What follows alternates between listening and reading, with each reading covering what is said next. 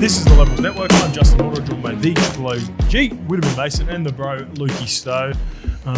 Boys, we're on a little bit of tangent there before. We're talking about America. The hockey? What happened with the hockey? The hockey dude? So we're talking about Hughes, Chinese girl going to... Well, you fuck that country over, mate. That whole country turns on you. Tell me about give me a background story on the Chinese woman? Yeah, the Chinese American. So the Chinese American, now she got another gold medal last night. Oh, did she get the gold? She won She got the gold too. in, half pipe last night. Yeah. She did the big air jump. She hadn't trained for 12 months, and she rolls into that and gets silver. She got 2 medals at the Beijing, I think the last Winter Olympics were, potentially. It's 2008, no? No, you're thinking summer. Oh, Yeah, but 2012? for the winter. Yeah. So she's the most decorated free skier athlete, potentially. So this was for America? When she was doing that, or she always been with China? No, so she grew up in the States. But has she always when she represented won China? those, always represented China. Always. Okay, fuck. Oh, well. So she made $25 million in revenue last year. That's how marketable she is, because she's on like Vogue and stuff. So Gotcha. she's So a that was going to be glamour, my and next she's question. on all the covers. And So everything is it a political thing, do you think, or is it glamour. a strategy because she's a half caste and the Chinese would She's just a genius. everyone loves her? There was a leaked document out of China, her and another athlete, about how much they get paid as Olympians, and she Just was like think. 6.6 million. Hey, or something. just think, being Crazy. Chinese in an American-dominated country, if you're not like the picture-perfect blonde, or that brunette, American-looking, she's Chinese, best in the world. That market is fucking ridiculous. What about our men? That The missile. Uniqlo, all that sort of shit, right? They just come in there. Uniqlo with Federer come in there, fucking 10, 20 million. It's a joke, mate. The level of money that they pump into their athletes, it's a smart financial move. Otherwise, she ain't getting shit in America. What about our man, the missile? How many times has he told us about the lack of, and he's been very vocal about this over the years, where Olympic athletes, man, like if you don't maximise through endorsements and sponsors, really, that's where they make the money, because you make fuck all winning medals. Helps really. winning. And winning. you got to have the look, right? And she don't have the look in America. Come on, she's Chinese. No, she's half. No. half cut. But She's she pretty. still looks fucking Chinese. Nah, she's I think. Have you seen I'll her? bring a photo up of her. She's not to your- say that. she's not your all By of- the sorry, way, sorry, well, she's before not- we get cancelled. No, she's to not your. say Wait, people who are Chinese okay. aren't. Anyway, she's pretty half. She's not your all-American girl, is she? Nah, she's pretty, like proper pretty. Yeah. Yeah. She's a glamour. Cover of Vogue. She's She's a fucking glamour. she's a glamour. She's proper glamour. She's proper anyway. glamour. She's dominating both worlds. Good on her. But Fucking the reason on. we started this too, we're talking about the hockey player. Yeah. What a great way Fuck yeah. to Jack Hughes, his name. Jack Just Hughes. to fucking get America behind you. He plays with his brother Quinn as well. Quinn used to play for the Canucks, so when Gotcha. I went over to watch him last time, he was the defenseman for the Canucks. on the left. Gotcha. And they beat he's Canada. like Fucking hard Canada game, too. man. Oi, Yeah, he just respect to that. transferred to Oh, fuck. Minnesota. See, that is the most fucking. That's one of the, I reckon, top 3 hardest games to play. I reckon it's number one. Try and skate backwards, let alone skate forwards. I reckon it's number Get one. fucked. It's got everything. League should have that. Fucking winning you one-on-one. Fucking ref fuck off and then just punch the fuck out of each other and then done deal. Well, think about it. The conditioning, I know they swap and change a lot, but the conditioning to skate at the level that they do, the skill level, and then the physicality and toughness, I reckon they tick every box ice hockey. Come on, man. Yeah, I fucking love it. I watched a video yesterday. How many beer league players does it take to take down one US hockey player? And they needed like heaps, like 6, because he just carves you. Yeah, Oh, no, what do you mean? Like B leagues are reserve graders? Yeah. Against a hockey player who just... Not even reserve, beer league. You said Like, beer just league. punters on Smacking top. peas. Play ice Oh, yeah, hockey in gotcha. Canada. So yeah. They're elite. Yeah. So Canada, US went to extra time. Sidney and then- Crosby is a bomb. Yeah. He was injured for Canada. So that was one of the Who won? Did the US one. The US in extra- Crosby. Crosby's still getting about. Crosby? Yeah, Crosby's been around for a minute. he's been dominating for Canada were pretty ages. stacked. This was the first Olympics in 14 years where they were allowed NHL players to play. Yeah, they it used was to a have big amateur moment. They were. It was awesome. It was like state of origin for them. Canada won one. US won the 4 nations against Canada. So this was like their That's square. massive. So Because everyone- Canada is full NHL. America, so like their fourth or fifth sport. So they'll be like, if you watch Big time. Eating Chiclets content with Big Biz Nasty, who's hilarious. Yeah, I know Biz Nasty. He was on the he's on the golf. He was in the golf thing. He was good. He was a good character. He's the best. So he's like a pundit on TNT, but he's still the same character as he's on Barstool. Yeah. So that was the only downside to the Internet Invitational is after the first day, half of the group was eliminated. Yes. So we missed out on Biz Nasty because he was part of the losing team, and John Gruden was also on that side as well. Yeah. And John Gruden, I reckon he's my favourite person just to watch. Yeah, he's good. On Barstools, they've nailed it with him. They've nailed it with him. That's a good show, that Barstools. That's a good nailed tangent. that, haven't they? That's a good tangent to Love start a off tangent with to too. start. I think I owe Jerome Hughes an apology, mate. Yeah, what'd you do? Daz Mac, you owe Jerome Hughes an apology, took his words completely out of context. Were they completely or a little bit? Depending on... yeah, I guess so. People weren't happy with me, Mase. I don't agree with that. I don't understand. I agree with you, what you said. Yes. All right. Well, I'm not apologising for nothing too, by the way. Good. This is new. Because I don't apologise. What'd you say? By the way, all right, let me throw a few things at you. All right. And this was my take on it. And sometimes it's hard when I throw stuff like an interview out when especially you haven't seen the clip, Mase. Yeah. So somehow you got dragged into it, like because people were going, your guy's take. It was my take. And I'll back you up. Yeah, but also like you hadn't seen it. So you really, I know you back me, appreciate that. But here's my thing with it. And I think the people that were sympathetic of Jerome and sticking up for him. I just believe you. That's all. Appreciate that. Yeah, whatever you. I'm just like, if you're saying it to me, I'm going to. So this is the 90% of it was awesome. I love that he's proud to be wearing the American jersey. The tangent's got me. The Kiwi jersey, that means more to him, doing the haka and all that. I will also say a number of people said during the clip he also said he didn't know whether he's eligible or not. And I'll get to and don't get me wrong. I'll stick up for Jerome in a little bit. Surely Jerome knows when he turned up to Australia. Fucking hope he does. Sure, like I turned up to Australia when I was 3. I don't even have any memories. I was 5. I don't even have any memories that I can, remember with confidence before maybe 8, 9. But I reckon 14. If I turned up to Australia at 14, I'd know if I'm eligible or not. I had a job at 14. So, again, this isn't attacking Jerome. This is just the people that are sort of sympathising and making out that I'm assassinating his character, which is what some of the messages were like way too far. And so deep. By the way, Dazmac, the people that are sticking up for him, I'm also not speaking to you guys as well because I feel like a lot of you guys are understanding of the situation, understand that players can make decisions and do it for the right reasons. But it's the small minority that are attacking players who are now eligible that I was basically talking to, saying you only just need to give them a little bit. And if you say something like in building up towards saying that, he wouldn't be passionate because he doesn't have that passion and he would only be doing, if he did do it, he would only be doing it for the money, then you give that little small group that's been fucking super annoying to me in trying to get this over the line to say, see, told ya, he would only be doing it for the money if he did it. When he can't put, even Jerome can't put himself in the shoes of a Kiwi born or a Kiwi raised player who would be eligible before the age of 13 because that's my point. Jerome's not going to have the passion around it if you arrive 14, 15. Well, that's another reason I've been big on. I love the age part of it as well because I want you to grow up over here. I want you to know what it's like to go through at least a year of primary school system going into high school. I was thinking it should be around about 10. See, I wouldn't even be opposed to pushing it down to 12 as well. What is the age? 13.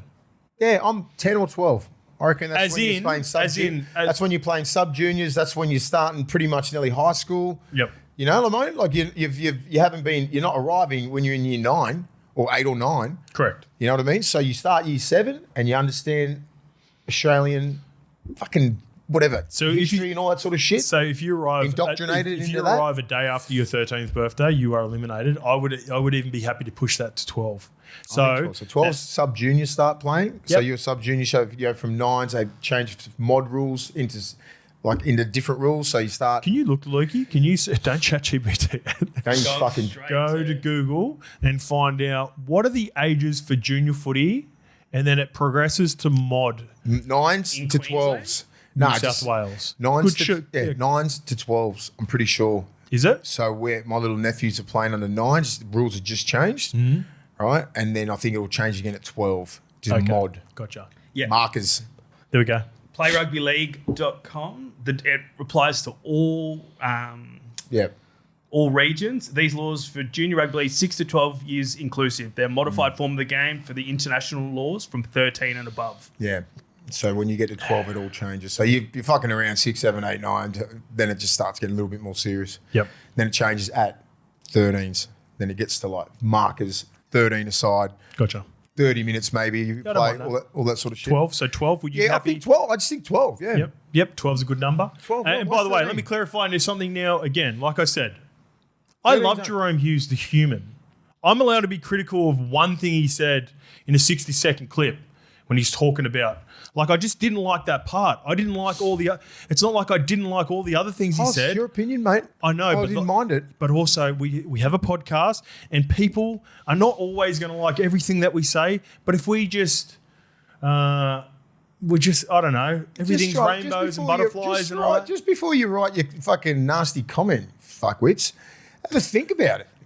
They weren't that nasty. No, though. they weren't that Yeah, nasty. but like just We think disagree. about like both sides of the situation. Where Hoz is coming from, what Jerome Hughes is talking about, and the rules. Understand what's going on. Then have your comment. Have your opinion. And make it personal.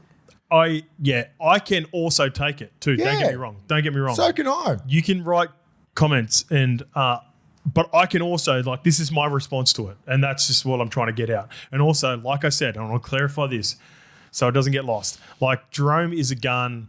How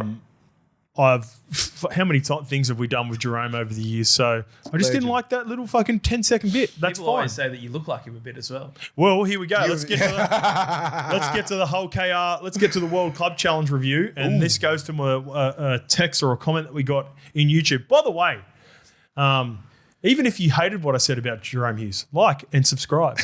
Follow us on Instagram, 400 left on TikTok to hit 100. Come on, son. TikTok. Let's go, kids. Something crazy. Go to TikTok. Say something crazy. Get out. It will naturally happen, mate. Anyway, Hull KR. Yeah, Well we- done, Hull KR. Yeah, by the wait. way. Before we get to Hull KR 30 defeating the Broncos 24, Nifty Turk wrote, "Hey Willie, have you ever seen Hoz and PETA HIKU in the same room?" Let's throw it back to 2015. PETA HIKU and fucking Oz was at Manly, and so was I. Of course, I fucking saw him in the room. Both great humans. PETA HIKU's a fucking legend. I'll tell you a good and story. they do, you can see the similarities. It's a Maori blood, mate. So me and Pet, we arrived in 2013 at Manly together, and Pet immediately hit the scene. From Penrith, he come from? No, Warriors. Warriors. Okay. Him and Lingy Sow come over together, Right, the Sting. Yeah, I the love Stinger. the Sting. So He's him- still going around for Hull, isn't he? killing it. Killed it. Caught up with him while we were over there. him Sorry, and the Georgie. World Cup, remember? Yeah. Fuck me. Yeah, he's in really good nick. I too. love the Sting. So him and Lingy Sow rocked up, and when Snake got injured, Yeah. and maybe Woofy missed some time in 2013. He killed it. At the time, Pet broke the record for most meters in a finals game. Yeah. That was back in 2013, first final. He slept on PETA HIKU. Gun. Everyone was like, because you had Killer, and even when I got there, we had Killer, we had a fucking gun team still.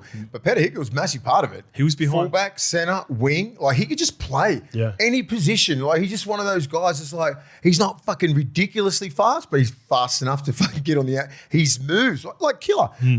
Jamie Lyon, if you don't know him.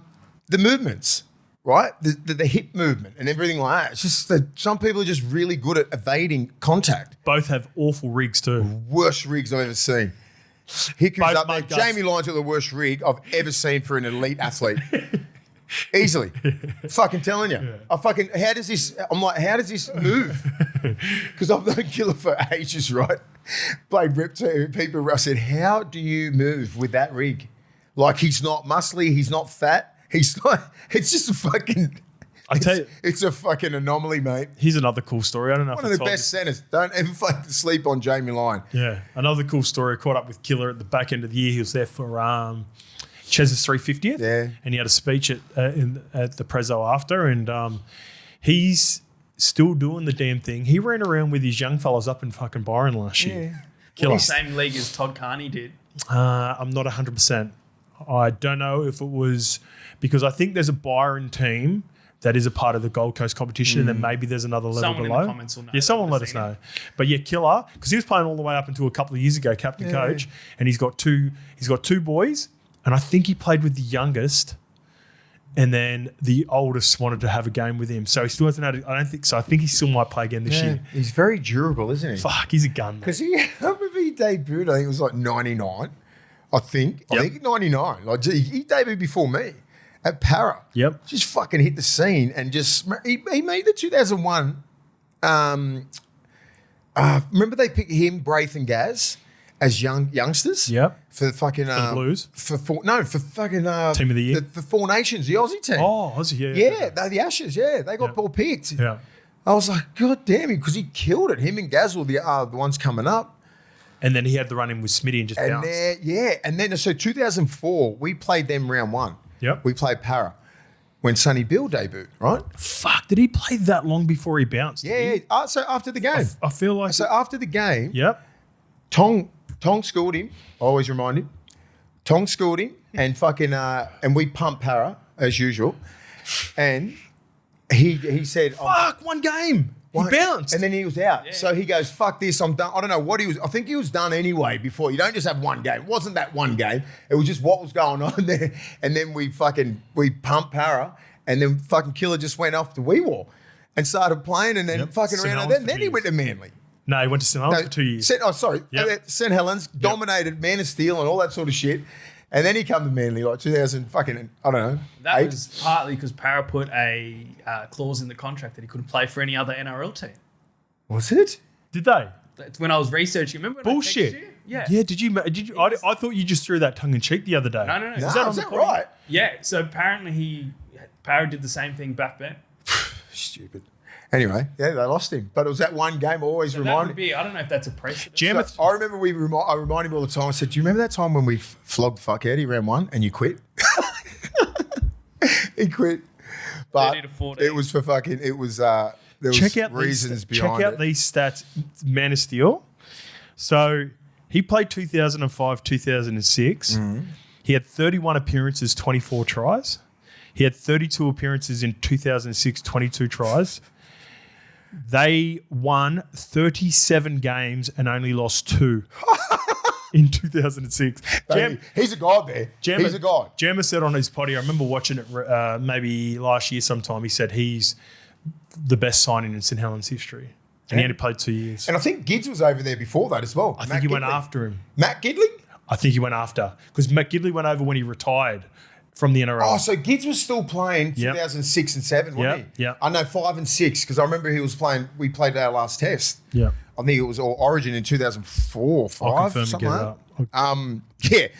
Jamie Lyon, one of the most talented, best fucking players ever to play the game. There you go. So he went the year after 7, 8, 9, 10. That's right. Yeah. Matt Gidley. Still one. Fuck, they one were of the blessed. greats. One of the greats. What about just the back Willie in those... Talau was over there as well. Yeah, bashing Willie everyone. Talau. He was on the other side. Just winning trophies. How good's that? Yeah. Anyway, we'll talk about PETA HIKU to begin with. Okay. Just talk about centres. By the way, PETA HIKU, the story that I was going to get to. So I think it was 2000 and... It would have been 2014. I don't think he would have made the Kiwis his first year. Let's go back to rugby league. Probably Projo. did. Let's go back to rugby. 2013. I think did he play enough games to get the shout? I'm pretty sure it was 14. It was 14. Anyway, we were when you used to do the signing days where the members and fans come in, and me and Pet were sitting right next to each other too because we were super close. So you always end up sitting next to your boys. We're sitting right next to each other, and this guy comes up to me and he goes, "Hey, congratulations on the Anzac test because that was his first test, Anzac test. To you? And I looked at him and I was like, because I thought people were just taking this because we used to get the similarities all the time. And I'm like, you can't do it when I'm like sitting right next to him too. Yeah. Like, you know what I mean? It doesn't make sense. I was like, and I was looking around to see if Georgie set it up or someone's just trying to give it to me about not making the Kiwis. Pep makes the Kiwis in his second year of playing. I think he's only played like 10 games too at that point. But he was a freak. He's a gun. He's still doing the damn thing. Damn. So congratulations to Pep and Hull KR. This one comes from Juan Vegas, who is, you'd think, be going to Vegas to watch Hull KR versus Leeds as well. Juan Vegas. Someone needs to sign Jez Litton from Hull KR. I've been super impressed with the small sample size I've seen from Is this Jez the 9? The 9. So he didn't start game 1. I think Darryl Clark started game 1 in the Ashes. So he played for the Poms. Off the bench. And then he had a really good series. And I've watched highlights of Hull KR during this run. He's a fucking gun. Good player. Jez Litton. Yeah, He's a he good can play. player. He's set up Genuine 9. Genuine 9. He set up a try on the second phase off a kick as well. Little face ball near the line as well. Yeah, hits Minchella. Yeah. Minchella went over. Elliot Minchella went over. I think it's his name's Elliot. Terrible defence, but awful. good ball. But yeah, he's a real player for them over there. How old is he? 27. I would say, yeah, I was going to say fucking mids. jump. I don't think it'd be lack of us, the NRL, trying to get him. It'd be him not wanting to come over. Okay. I reckon if he's played for England and we're watching him now, and there's a shortage of a couple of 9s in some decent, in some teams, he could easily play NRL. My thing with him, and knowing a little bit about him, I reckon he's only just. Did he start at Leeds? Did you say? So I'll look up his. I think he started at Leeds. Like Manly. Nah, a Hull. Wait, Then went to we'll Doncaster. get to it. Let's put it all together. I'll get him at Hull FC. I've got a went plan. to Doncaster, came back to Hull KR. I've got a plan. Okay, I've got a plan for Litton. Okay, I got a plan as well, and I feel like we're on the same page with this. So, Willie Peters for me, he's up next. Next man up. He's done an incredible job. Every single player that I spoke to for the Ashes over there absolutely loved Willie Peters. One of the great blokes. One of the great humans in the game. He's next up. Yep. And then I'm almost starting sort of bringing in Willie Peters with the last game that I had where I think watching the trials yesterday, I think Siebes under the pump. He would be the coach. And I remember I said it was Todd Payton before. Cowboys already shown me enough to Big Rod's got some. Yeah, there could be something there. I'm slightly concerned about Manly, but I also think he's coaching for his job. Willie Peters was an assistant coach for Manly a couple of years ago. He's ready. If they don't make the 8 this year, Siebes is gone. Willie Peters comes in. They don't have a 9. Jez Litton's a 9. That'll work. I think that would work. That would get him over. He'd trust Willie Peters. Willie Peters trusts him because they don't have a genuine 9. No, they don't. They don't. And they've got some decent players, decent first grades, but not a genuine 9. We'll get to it in a bit. Docker Clay goes all right, but he could play good off the bench. Yep. But Siebes, I saw that yesterday, the back row, and just, the fucking clean line breaks on the edge. Like, I haven't seen that for ages. Like, South threw some fucking really good football at him. Mm-hmm. But little things like Cody Walker just like, boom, off his left. Cody don't run that much anymore, but he will when you fucking turn your shoulders out that much. And you come off the line fucking sideways. I looked at that. I said, that's bad habits, right? And that's on an edge. It helps. We'll get to breaking down games. When your middles are working hard and they're putting inside pressure on, and you can release your 4-man, right? And then he can stay square. But his middles aren't working that hard. I disagree. I reckon Corey Riddell just got spooked on that and was thinking about Fafita and Latrell. The middles are... He went way too early. I know, he should. But, his middles aren't... Your 9s aren't... He's not a genuine... The 9s are young or not experienced. You've got Paseka, Takayaho. Some of those guys weren't on at that time. You take Takayaho and put Paseka off. Yeah. What was Takiyaho that just missed shutting the gate on it because Waddell took a mad shot? Yes. You can't do that to your middles. It's bad defence, right, from Waddell. Yeah. But it didn't just happen then, right? It was fucking all over the shop. It looked like it was just going to... It was all on both edges. To be fair, and look, we'll get to this in a little bit, but to be fair, just quickly, we'll put a bow on this and come back to it and break down that game. I thought Manly were going to get pumped after the start, and they just hung on. They kept hanging on. So credit to them for that. And we'll come back to it. Let's talk about Hull KR, because I know Hull KR fans probably watching this want to... Fucking oath. Well done, Hull. Willie Peters, enjoy it while you got it. I think he's next man up. Yeah. I think he's going to get a job. And the two coaches that I've mentioned already, I mentioned Todd Payton. I think he had all the way up into Magic Ground to get some results. It's looking promising. We'll see what happens in Vegas. Siebes is the other one. Siebes is the other one who has up until Magic Round. Right. But let's speak about the positivity around Willie Peters. Think about like Hull KR, what he's done there. Like obviously my little fucking 6-week stint at Hull KR, I know what the fans are like, right? I know what Hull's like. They fucking love their footy, right? This fucking little dude's gone over there, won him the fucking Super League, and now they're world champions. He's won all 4. He's won 4, whatever. Yeah, won the quadruple, whatever you call it. He's won everything. This fucking Willie Peters, I've known him since I was 15. I love Willie Peters so much. Love everything about him. But look what he's done to that town. And that's the only town in the north that is full on rugby league. Yeah. It's a rugby league town. It ain't a fucking soccer town. It ain't anything like that. Those fans deserve it, right?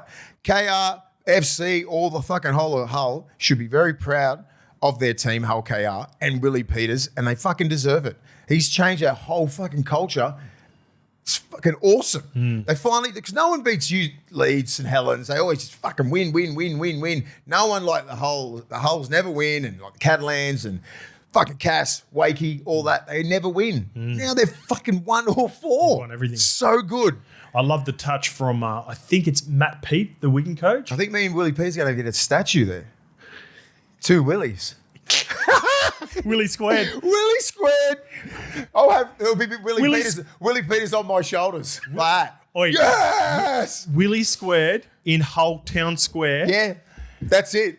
Willie Peters on my back, like Archer. I think Archer's taller than him anyway. Hey, congrats. Well done anyway. Awesome. Well done, Hull KR. Also, I think it's Matt Peet, the Wigan coach, and he said before the game, Yeah, Wigan again. Wigan as well. Yeah, on the weekend, because they had a bit of a rivalry too, right? They've gone head to head in a couple of big games over there for trophies. I remember a year ago they had a bit of a.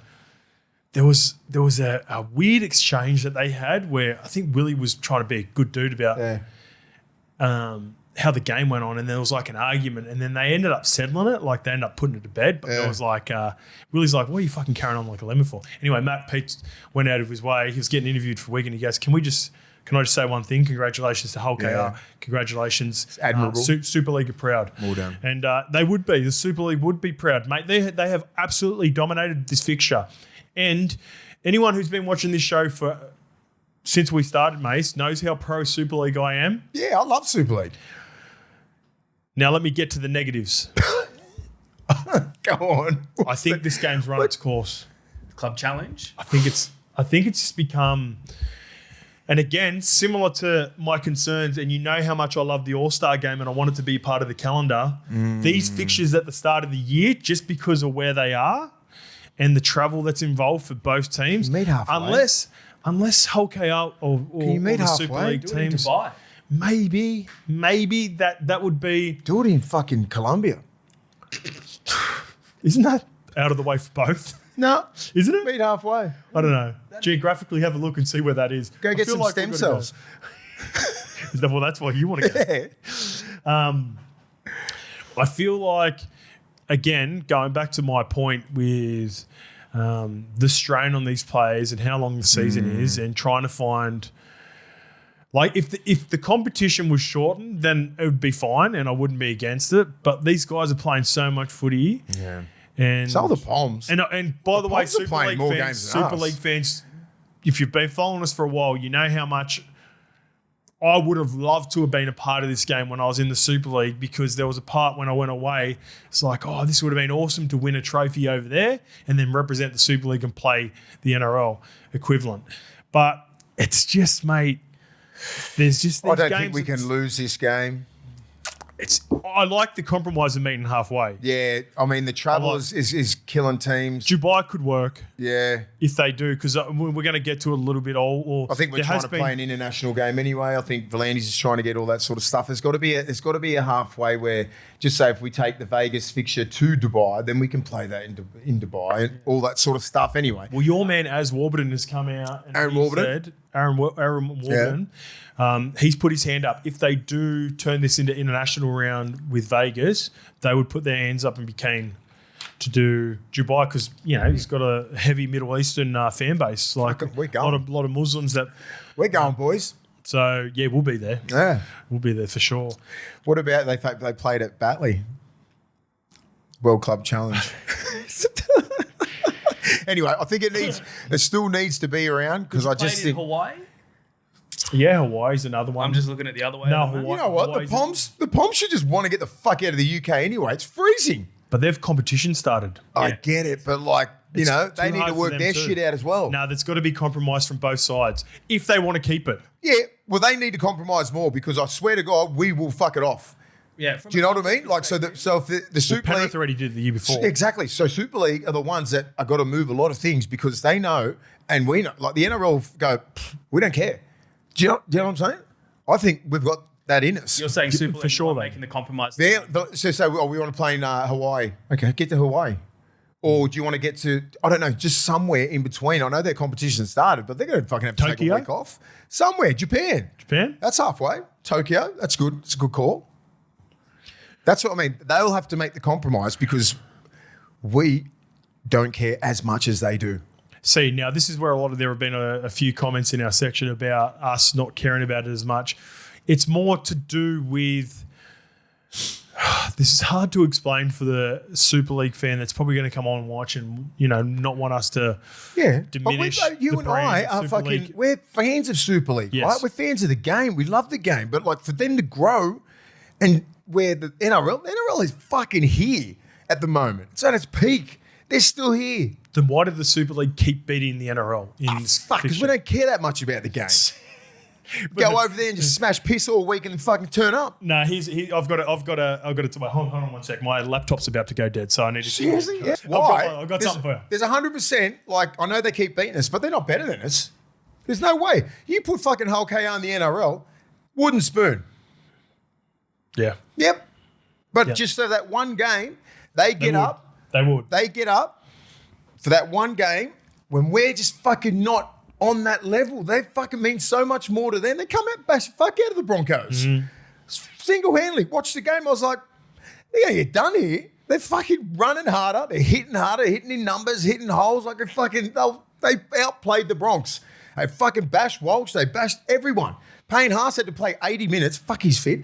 But a few little injuries here and there. But they just play harder, right? And at that level, like just say if you get up another 10% than a Bronx, if you're off a little bit, they're not talented. They got a fuckload of talent. These little pommies over there, they fucking go hard, right? So if you're off a little bit, they'll get you. And we are just off a little bit, most of the time, and then we get done. We don't come back going, fuck, I lost the World Club Challenge. When's round one? Next game. Every year, they go over with the same messaging, NRL teams, or even when St Helens come to Penrith. Because remember, St Helens beat... Fucking pump Penrith in Penrith's peak. They beat Penrith in their backyard. We didn't even... Exactly, it's fucked. So my point is, every year they come over and ambush the NRL teams. Yep. And what I mean by that is, the NRL teams hear all the chat around these guys are going to fucking come to play. They're better than you think. Yeah. You keep disrespecting the league. They come over and get the job done. Don't know what it is, why they can't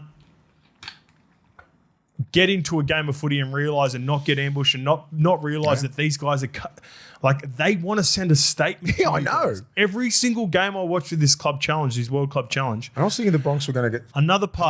Another factor, I think a few factors technically that are beneficial for the Super League teams is even when St Helens come over, the conditions were awful over us. So it was almost like it was torrential rain in heat though, but torrential rain. The conditions, it's a little bit cold. It's a little bit miserable. That's not an excuse, I don't. No, but like that's the style that the Poms play.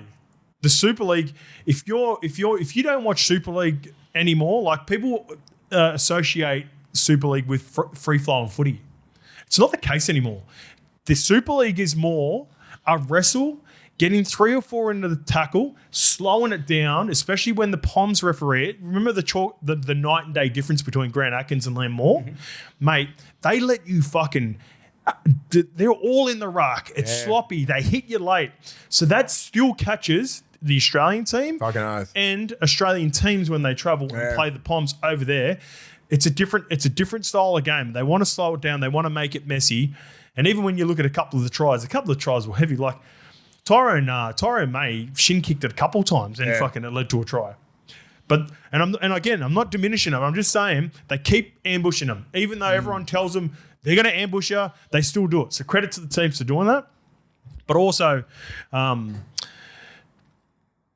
NRL players just don't know who the Super League players are. That's another thing. So that's another factor. So when you're in the Super League, you often hear a lot of my good mates.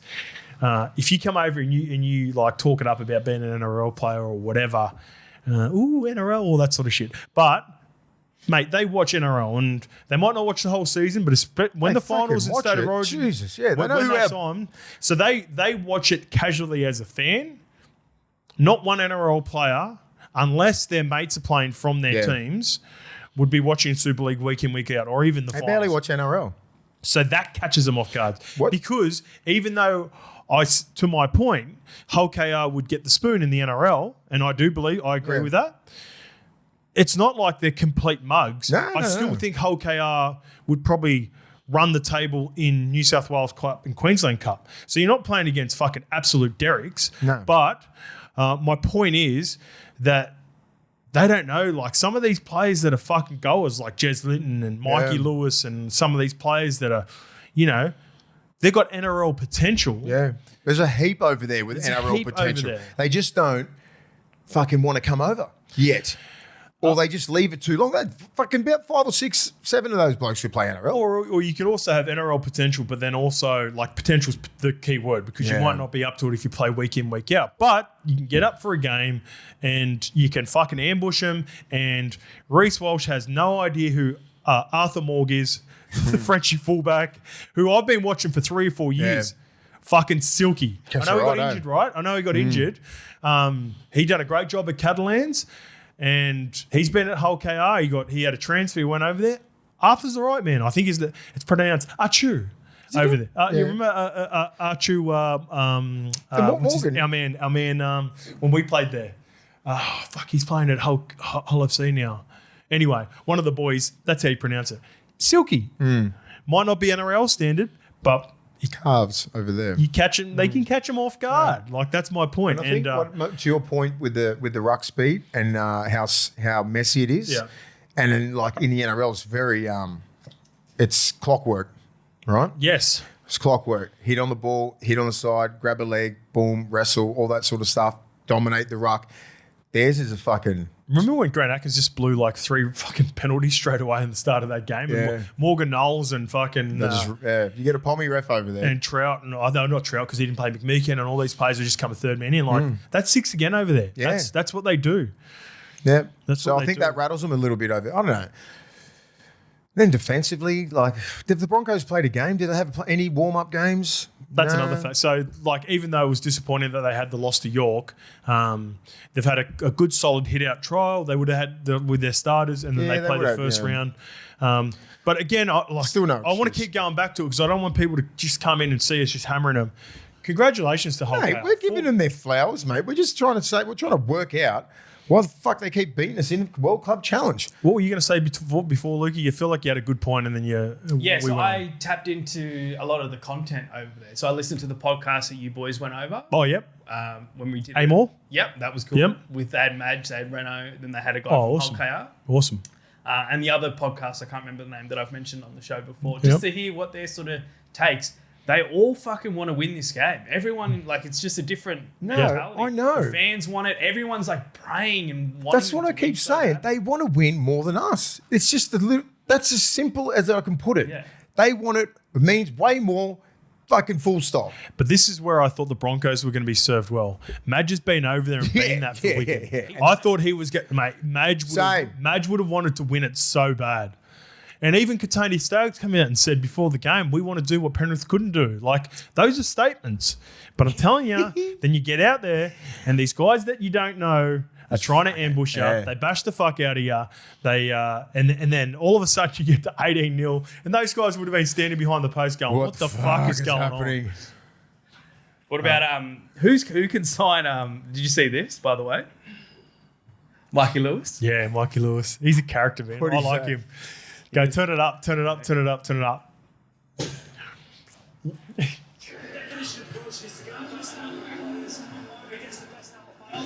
Do you know what he says? I'll be able to translate it. He goes something about being champs and he like shrugs and shit. He's a bit cringe. What are you going to say now? What are you going to say now? What are you going to say now? Goodbye. What are you going to say? Bye. Okay. Show most the video. Show most the video. This is like after the game when they've. Could he play NRL? Yeah, he could. In the right system. World champ. Look at him. Look at him shrugging his shoulders. Watch it from the sort start of when walking it a little bit like Conor McGregor too. Look. Watch this.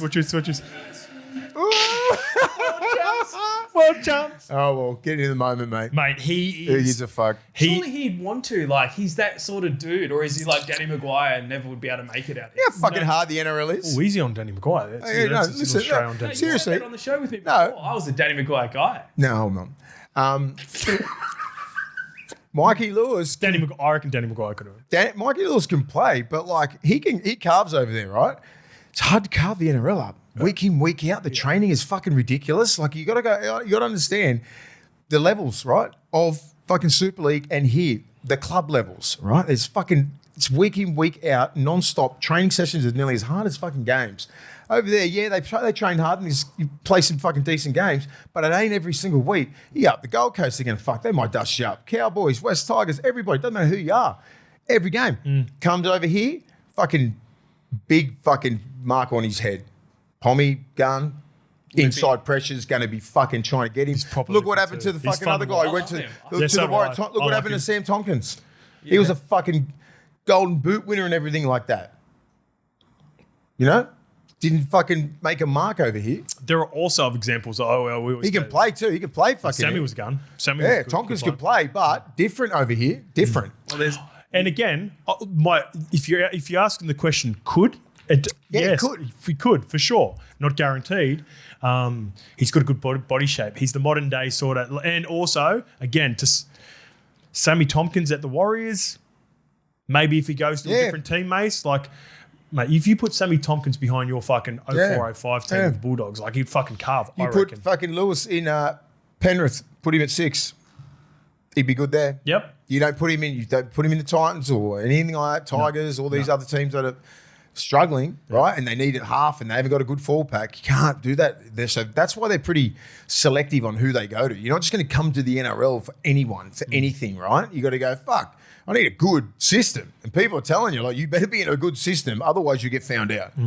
Mikey Lewis and Mitch Moses in the halves at Parramatta. Yeah, fucking that would work. Mikey Lewis and Mitch Moses. He would fucking go good in that system. Yeah. Up and coming youngsters, big, brutal, like fucking physical team. He would go good. He's just got to be the right fucking place. It's very important. I'll tell you what, yes, I like the idea of it. I like the look of that Lorenzo kid even more, though. So do I. Fuck, he only played 5 or 10 minutes at the back end, off the back of the trial the week before too. He's the next dude. And it's you know what, and this is a little bit later on. We're sort of jumping and going in and out here. I remember when I was asking Adam Reynolds about who was going to partner him when he first got up to Broncos, and at the time Gamble was there. There was one more. There was Billy Walters was an option. I think was Billy there. Anyway. And was he goes, fucking dead in that? No. He goes, there's this young kid who's been electric. We think he could be something. Isn't it Kobe Black? Isn't the one that they let? No. This is 3 years ago, 4 years ago.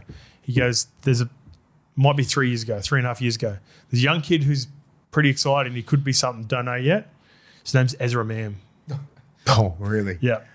And then now That's what Mitchie's been saying to me about Lorenzo. When I messaged Mitchie, he goes, look, he's exciting. He could be something. I don't know what he is. But it's Lorenzo. He's electric. He could be. I was listening to the Cumberland Throw Boys talk about him the other day on the podcast. They're highly touted because they go down and watch all the training as well. Yeah, and apparently he's carving up the 19s and stuff. I think he killed it in the 19s last year. Again, similar. He's Woods. He's Cade Reed. He's like all these younger halves with potential. Because there are spots up for grabs in the NRL in the halves. Fucking serious. Like there are a lot of guys that are just like journeyman, solid NRL players. Because you know why? In the last sort of 10 years, just say we've tried to rush all these young kids up too quick. Weren't ready.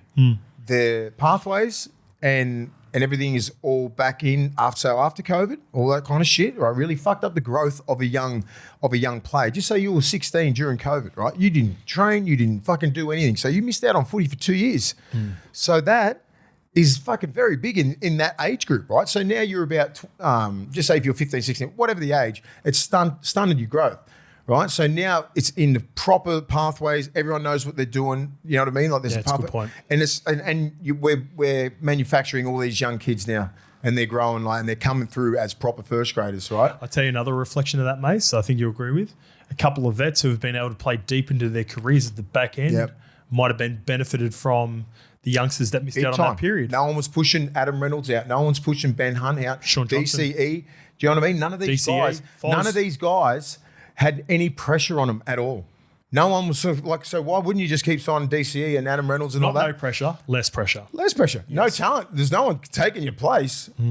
Like DCE and those guys, you can't put any, you can't really quantify how good they are, right? Because they're fucking vets, 200 gamers, one, Origins, Australia. Like you'd rather that than blood an 18, 19-year-old who's not tested. And even the next level down. So right, that's the top end of elite players that maybe could have jagged a couple extra years, because do we go with something that's proven and we know can get the job done, or maybe some of these young kids who missed a year and a half of development, or again, you go down a level, do you sign the Jack Coggers of the world? Do you sign the Sean O'Sullivans of the world? Townsend. Do you sign the Brad Schneiders of the world? Chad Townsend. You're probably doing that. Chad Townsend probably played that because they're like, fuck, he's still all right. Yep. But we got anyone else. You know what you're going to get. North Queensland. You know what you're going to get. Whereas safe, first grader, you know what I mean? Good kicking game. All right. Hull KR, congratulations. I'm with you, mate. We sort of not manufactured. What's the word for that? We're in agreement anyway. I'm trying to find the right word for it. We're in agreement that Willie Peters is up next. Yep. And maybe, I don't know what the contract situation is like for Jez Litton and Mikey Lewis, and maybe they don't have ambitions to come. That would be the thing to set Jez Litton off to go, fuck yeah, I'll come because of Willie Peters. He re-signed in September until the end of 29. Who's that? Shit. Jez Litton. Yeah, they can get out. There's transfer fees for them. Because remember, I've told this story. My man Tommy Johnston, who played on the wing for Wakey, he signed like a 5-year deal, and he had like $100K transfer fee, so which would have been 200 to 250 or something at the time, and no NRL team wants to pay that for a winger. You know what I mean? So they end up staying there, and he never got a shot at the NRL, and he's definitely NRL quality. Yeah. Kobe, I said I wasn't going to bring a reply about the eligibility and be done, but I reckon Kobe said it better than me, and this is what I was trying to get to on Friday's episode. The irony is that right now, the Australian public doesn't seem as passionate about the national team as they do about State of Origin. Meanwhile, many of the Islander boys born and raised in New South Wales or Queensland care deeply about their state because they fucking play Origin with passion, but they also feel pride representing their heritage nations that the broader public does for Australia. So here's my thing around that, Mase. This might not be for everyone, but I've got a sample size and I've got something to reference this, and I agree with it, because when we talk about the Pac Champs at the end of the year, and we were doing it, and we were over there for the Ashes, the whole comment section was about the Pac Champs and the heritage there. Now, there are some Aussies out there that are obviously disappointed that the Australian team will not be the elites like they used to be during your time, and just yeah, Australia, not to say that England and New Zealand weren't hard to beat when you were playing, but the Tongans and Samoan teams weren't there competing. No one near it. So there's more competition for the national Australian team. But, mate, the text line, the comments, they just drop off for Australia during that period. And it's the fan base. It's like you guys aren't getting behind it as fans. That was sort of my point as well with it. Whereas, like, there's not a buy-in. So when you talk about, and this is my argument around the passion, this is why I still believe that, you know, these Pacific Islander players who've grown up here in New South Wales and Queensland can have passion for their state and then also show that passion playing for... You need to understand Polynesian people, where we're from. There's thousands of years of lineage there. Very, very proud people, right? That's where the passion comes from. Look who you're representing. The little islands out there, your family and everything like that. Everyone's got tattoos. Everyone knows where they're from. They do a lot of history on that shit. We're very proud people, right? So you give us a New South Wales jersey, a Queensland jersey, fucking Bulldogs jersey, Aussie jersey, Tongan and Samoan jersey. You will get the best out of them all the time because very passionate people, very proud people, right? So they understand that. So it doesn't matter what fucking jersey they put on. You're going to get their best and the passion that comes with it because the bloodline is fucking powerful. We know where we're fucking from. It's very powerful. For sure. And this is what we've talked about for a while, but I'm more talking about it from the buy-in for how do I word this the best? How do we get the buy-in from the Australian public, though, around international footy? Do you know what I mean by that? Yeah, I don't know because Australia's been so fucking dominant. It's not like they don't win. Do you know what I mean? Like it's not like do you know what I mean by that, Lukey? Yeah. So can I ask you a question, right? You're an Aussie who's grown up here your whole life, white Australian, so you don't have the heritage that me and Mase have, being a Kiwi who's grown up in Australia. Mase has got lineage on Tongan Samoan side. When New South Wales lost the series last year against Queensland, what was your level of frustration out of 10? Yeah, probably a 9, 10. 9 out of 10? Yeah. When Australia lost the Pac Champs to New Zealand 2 years ago, what was your level of frustration? Well, we're at the races, so I was, whatever. Weren't even watching it. We're watching on the phone, remember? Correct, right? There's a clip of us with Braith and stuff. We're watching That's right. We were too. It was the fans that sort of, one of the reasons they scrapped the Anzac Test was because people weren't turning up. It was the lowest crowd in history, 2017, when they played it last. Wow. It was at Canberra Stadium, 18,000 fans. So, but I think it's one of those things Canberra Stadium doesn't help. No. Of course. But it's one of those things, I think if they brought it back, the Anzac fucking hope you should. Like I grew up waking up in the morning, watching him play, watching all the gun Aussie sides play England. Definitely. 4 a.m. alarms in the morning. Same. Like even the current crop of players never experienced that. Yeah. So they don't have that affinity to the jersey, which then bleeds down to the fans and everything like that. That's a good point. My healthy hate, and this is sort of like a point that I had before, like on Friday that I didn't really get to. Like I'm an outlier for the Kiwi argument. Like, you know how Mase said, we were talking about like how you couldn't get up and be passionate enough if you grew up here. I'm an outlier because my dad played for the Kiwis and most of the time got beaten by Australia. Yeah. So I grew up with a healthy hate towards Australia sporting teams. Yeah.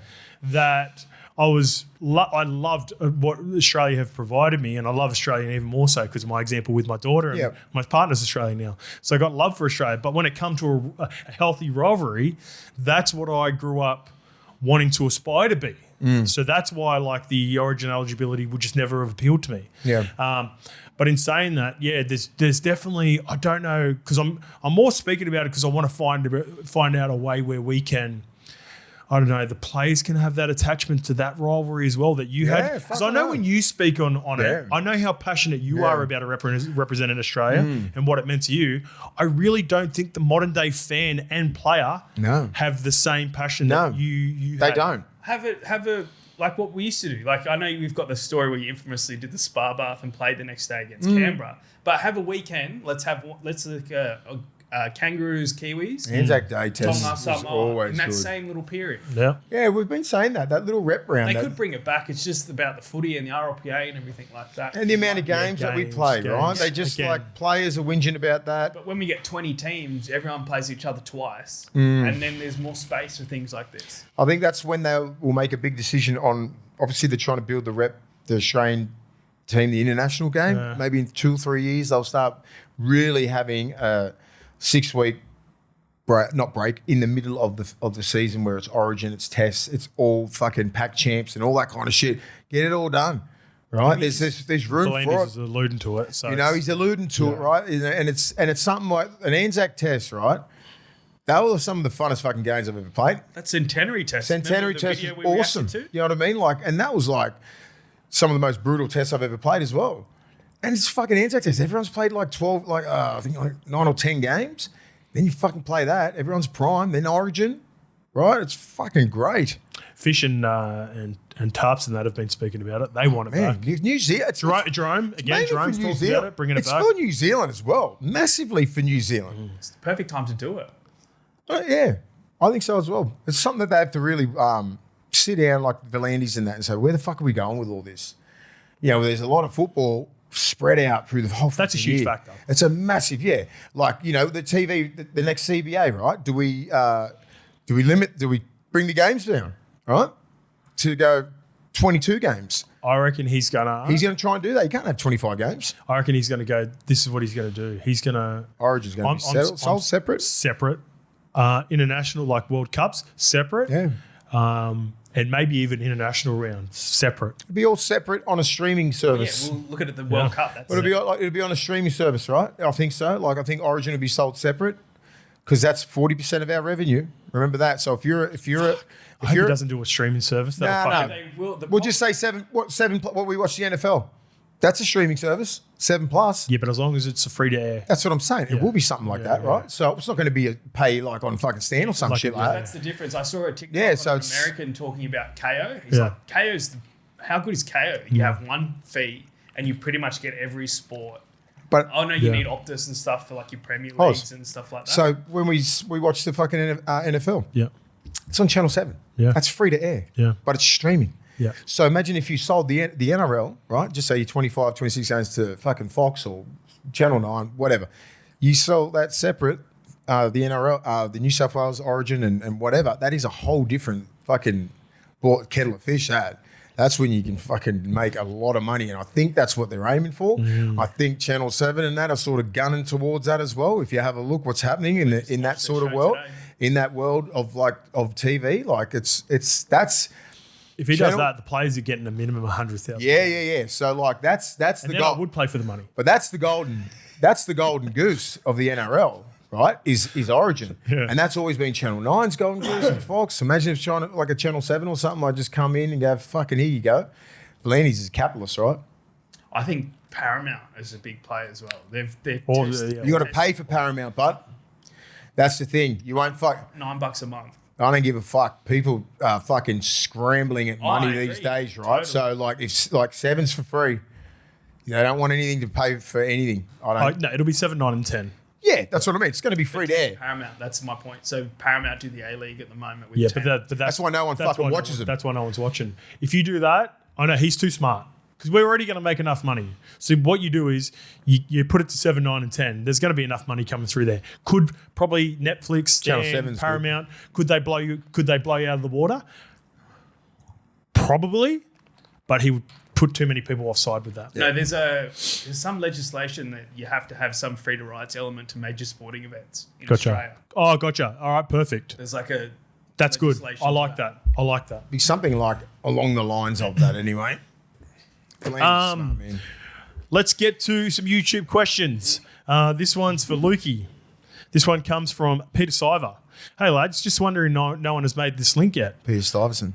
The Dogs have signed Galvin and are super high on Woods. Pezzett is only on a 1-year deal and Lorenzo is only 18. Matty Burton to the Eels. I said that a couple of weeks ago. Is this your burner account? It is not my burner. I like it. I remember you've mentioned it before.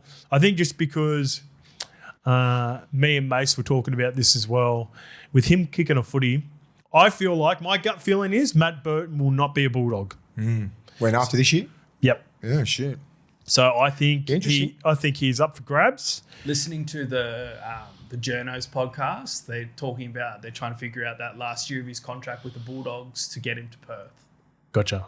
So does he have one more year left next year? Yeah, so they need to figure out the gap in between. I thought he was off contract after this year. No, 27. Yeah. He just signed last year, I think.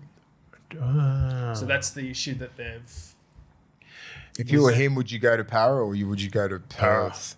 Para. You're going to Para. Para's on the up. Depends what the difference is on the money. Yeah, he is 26, 27. But what do we want to do? But like, is it, what if he fucking absolutely brains it this year? You know what I mean? Like, it's like, we've got a lot of money on the cap. Yeah. It's not like we he's haven't got getting a lot of disrespect at the moment. get a lot of big time. disrespect. Agreed. I just want That's what the ball's in Burto's court. He's our fucking best player.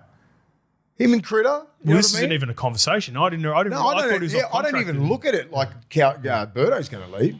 If he fucking plays dog shit and he's fucking awful this year, which I doubt, then they'll probably be looking at it. But other than that, Burto's it's all in his hands. Yep. And I think he understands that. Like, he's our guy.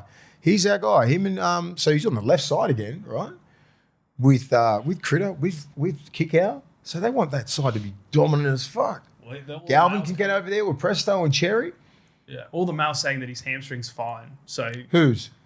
out of the camp in Vegas. Oh, fuck, I forgot about that. Yeah. Birdo's hammy. You wouldn't risk it, would you? No way. Because you come back week off and then you got the bye. That's the travel and shit, man. It's the fucking, don't sleep on that. You can get in a hyperbaric chamber. Maybe this is the first time they test out this 19 policy. Keep what's he on the bench? Sullivan. Just keep Sully at 7 and you fucking start Good Birdo. shout. That's like it.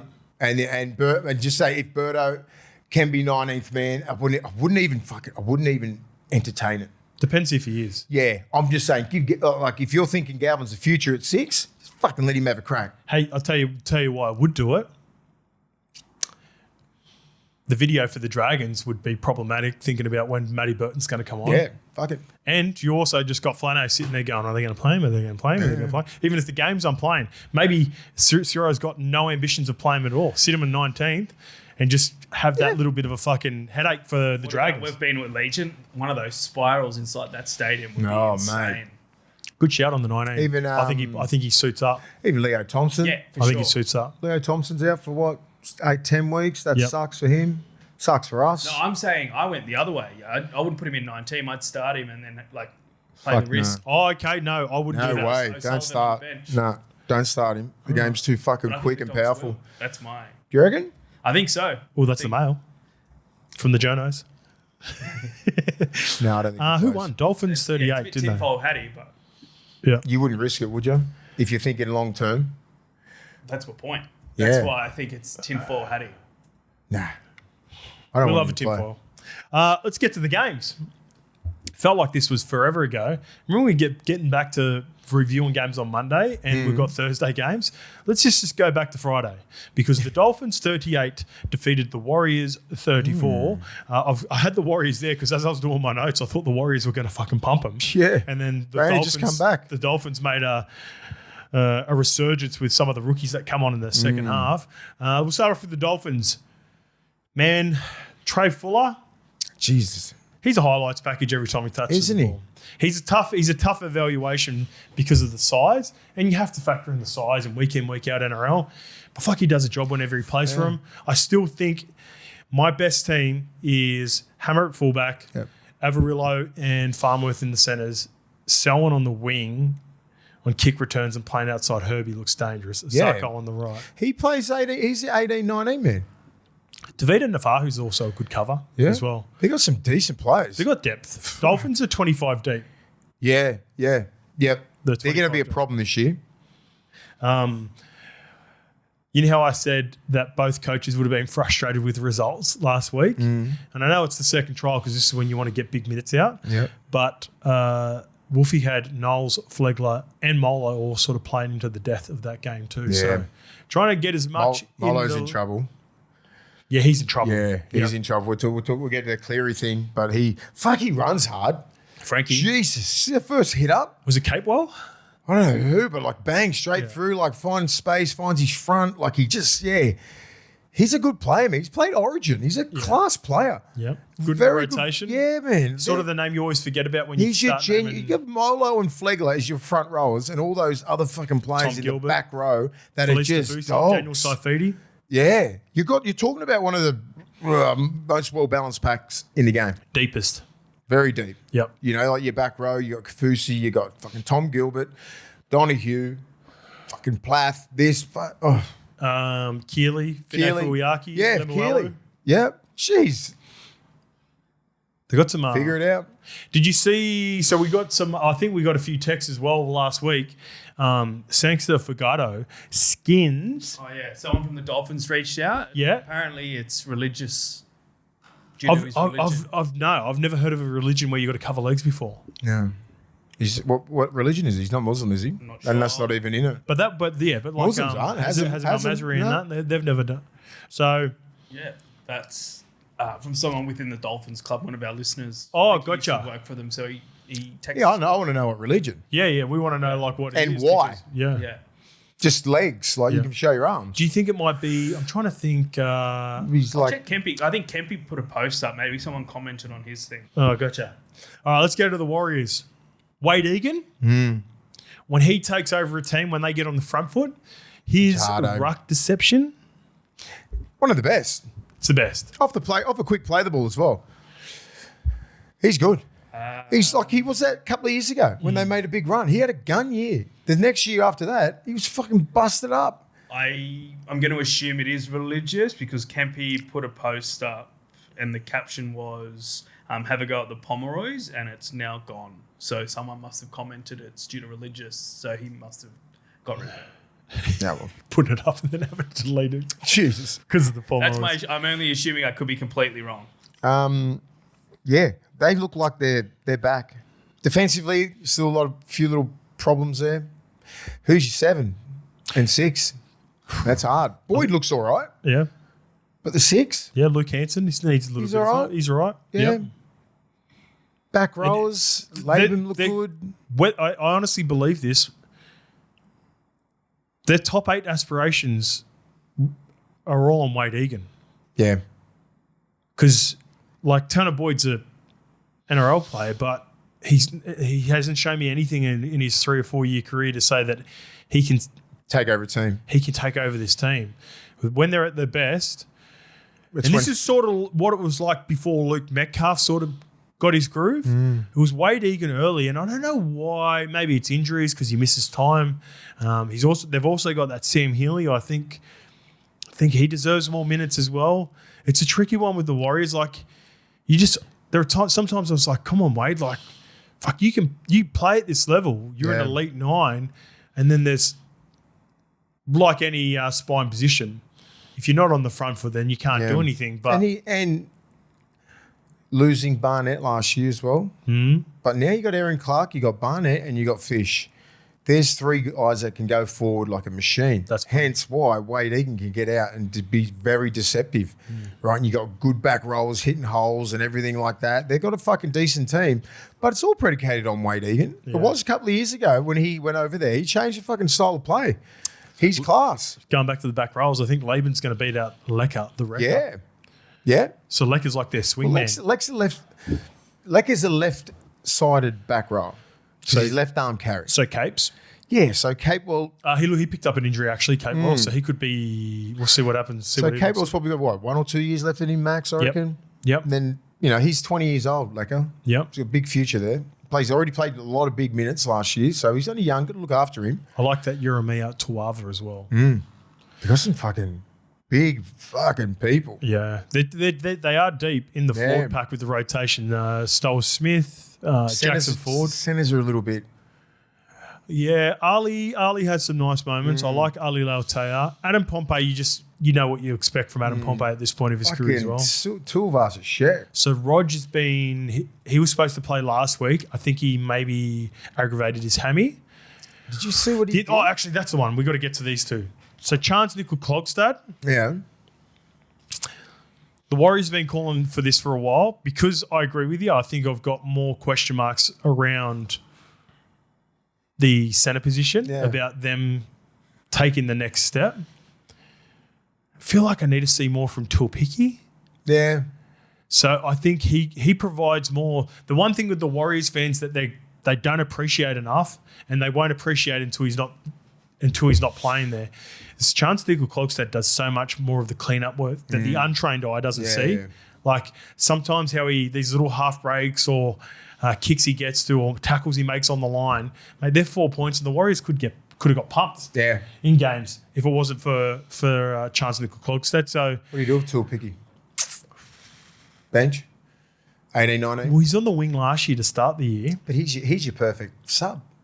Energizer Bunny? This is where I'm getting. As much as I love Chansey, the fullback, Tuapicky gives me Kenny sort of It's a bit small. Farlonga vibes. They're all small, mates. Yeah, I know, but he's smaller. Yeah. Do you know what I mean? Like he's just a little bit smaller than those like KO Weeks and all these other littler fellas, you know? Or could you go at early part in the year because he's played for the Kiwis and the Māori before, Chance Nickel Klogstad at 6, while you figure out and wait for Metcalf to get back and put Tuapicky at fullback. Yeah, you could. If you No Chanel. if you don't trust your halves. No Chanel, no Tomato Martin so far. Is Chanel chance? Tuivasa a chance around one? I think Rogers. He fucking killed in one of those trials. Yeah, I think. looked like No, he he was hasn't back. tried. He hasn't trialled No? yet. He hasn't trialled yet. What did I see a little fucking snippet on something of his trial game? Oh, you might have watched. Or was it his old highlights? Maybe the doco. You're watching him in the doco when he was It wrestling was people. just like something for the Warriors put up. It must have been. Must have been old. Must have been old. Must have been highlights from last year or whatever. So yeah, the Wars. Again, it's hard to take too much out of these as we'll say as we go through, but yeah, They're both going to be decent teams anyway. yep. All right, So Tigers enough. 26. The money was right, Mase. Remember we said this? What was it? $3.30 about Yes. the Tigers. Geez, that was a good price. 26 defeat the Panthers 12. The big story out of this is for the Penrith anyway. We'll get to it in a bit. Nathan Cleary, Yeah. but my man, your man, Makasini. Makasini. He didn't even look for support. No. Did you see on the inside? I think it was who was pushing up? Was Jerome pushing up on the inside, or was it Maybe. maybe Samuela Fainu who looks to Mickey as well too? By They the look way, good, man. he no questions now. He's starting wing. He's starting wing. Yeah. The balance and everything, man. I actually like him better than Skelton anyway. I've always had Skelton. There are stuff that Skelton does really well, but there's also question marks. Defensively. He gets a bit lost. Yeah. Makasini, Makasini's a what I saw, just say, like, I don't really, like, his try and everything was outstanding, but just straight off the 9, fucking straight into everyone, quick play the ball. He's strong as an ox, good footwork. Like, that's what you want coming out of yardage. It was Buller on the inside. It was Buller. The ream there you looks go. good He didn't too. even look. Yeah, the dream looks. Yeah. So I like everything that he does because as a young kid, could get a little bit jaded, like in the middle there, going, I don't have to really take it. He was like third tackle, just fucking one off the ruck. He was loving it. Straight into the Panthers' middle. Straight into Nath too. Didn't care. Yeah, Nath fucking Got pumped straight back up. By the way, just Yeah. quickly, let's go to the Nathan and we'll come back and we'll circle back Can I to add the one Tigers. more thing on Makasini? No. Have you seen the Mayday podcast? No. Yeah, so guess whose his phone wallpaper is? Who? Critter. He's like, that's my guy. I did see that. That was Makasini. Yeah. Makasini. And they give it to him about it and he doesn't give a shit. Yeah, That's his good. guy. That's his favourite player. Fucking love it. Good All the role boys- model. Yeah. Yeah, that's a great role model. Yeah, fucking oath. That's a like if you're trying to attain to be someone in He's at the top NRL, of his game. fuck Critter. yeah. And Why Yeah. do you reckon? What do you think about Cleary? Fuck, surely he doesn't get suspended. No, I looked into it. That's not a thing. yeah, no, I've got the details for that as well too. By the way, so Cleary faces a 2-match ban after he was sent off for the sin bin on Himasi Makasini on Thursday. There were concerns that Cleary's suspension would prevent the star half being ineligible for a maiden Dally-M medal.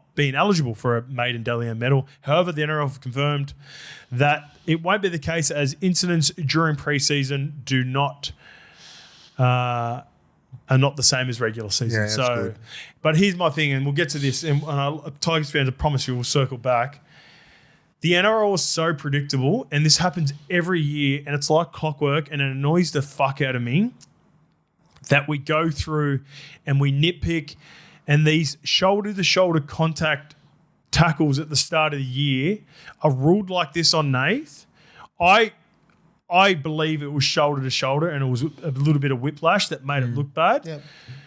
The Frankie Molo one, no argument might there. see a couple of weeks. Frankie's going to get a couple. But Naves was shoulder to shoulder. Hamasi got straight back up. At the start of the year, the NRL do this every year. The referees, I don't know if they're told to do this. Yeah. They try to, what's the word? Eradicate. Try to eradicate it, try to make an Make a example, statement. try to make statements by these ticky-tacky ones that are good shots. And then we complain about it all the way up into Magic Round. And then Magic Round's normally when it ruins the product of the game and people blow up about it because guess what? What do we have around the corner? Origin, and then they just completely remove it when it gets to Origin. And at the end of the year, we don't want to see players missing games for finals or Origin, so they get rid of it. Just do it from the start. Call it like you see it. This was shoulder to shoulder. Makasini got straight back up. It wasn't shoulder to head contact. Nath shouldn't have even been sent for 10. But this is just, it's just this Cycle that we're in. cycle that we go through every year in the NRL. Yeah, I get it, but with Molo, get him off because. But that's what I'm saying. Like he dipped and went pop, and he hit him straight in the head. Right, shoulder to head contact. Yeah, I get that. Yes, but Cleary shoulder on shoulder just fucking pumped him. He was slipping a little bit, head back. Like if you're watching it, if you're a ref or a video ref, understand the fucking game. Do you know what I mean? Like he didn't put his shoulder on his head. I'm totally against that. But that's where I think they've been told to watch out. I know, but like just scrutinise get it right. Yeah. You know what I mean? Especially against a guy like Cleary. I want Cleary to play round one. But they get it right at the end of year is my point. I understand that, but I'm just saying, like with the Cleary, right? Like Cleary's just our fucking superstar. I want him playing round one, round two, every game. I don't want him suspended for fucking bullshit like this. Can I throw this at you then, Mase? If Nathan hits Makasini like Frankie Molo did, then fuck it, he deserves to be suspended. Yes, I'm with that. That's what I mean. That's my point. Yeah, I'm it's with like they try to make an example at the start of the year. Just call it the same way you call it at the back end of the year. Yeah, I am with you. Fuck, it's annoying. It's so frustrating. I'm like, who the fuck is the video ref there? Who decided to send him off? Is it the ref? But this is, I don't even know. Ashley Klein, I think, was the referee in it. I don't know who was the video referee. Let's get it. Because they looked at it. But this is where I think it's been directed. Like, this is where it's not an individual referee, video referee that I'm angry at. It's the system, and it's in my opinion, it's what they've been told to scrutinise. So teamless. But get it right if you're going to scrutinise it. I can cop There's the Chris Molo. Butler. I can cop the Molo one. It was Ashley Klein and Chris That's Butler. it. Get it right. Exactly. I can cop The Molo but one. not Cleary's one. Like, I don't give a fuck. He's superstar. It's not because he's a superstar. Now, I want him to be in the game because he's a superstar. I don't want him missing fucking shitty games because of these refs can't get it right. No, because I want to make sure that my point is, if he does what Frankie Molo does, I don't care if he's a superstar. He should be suspended because I don't want people to get hit in the head. But he didn't hit anyone in the head. It was shoulder-to-shoulder contact. Like, that's what I want.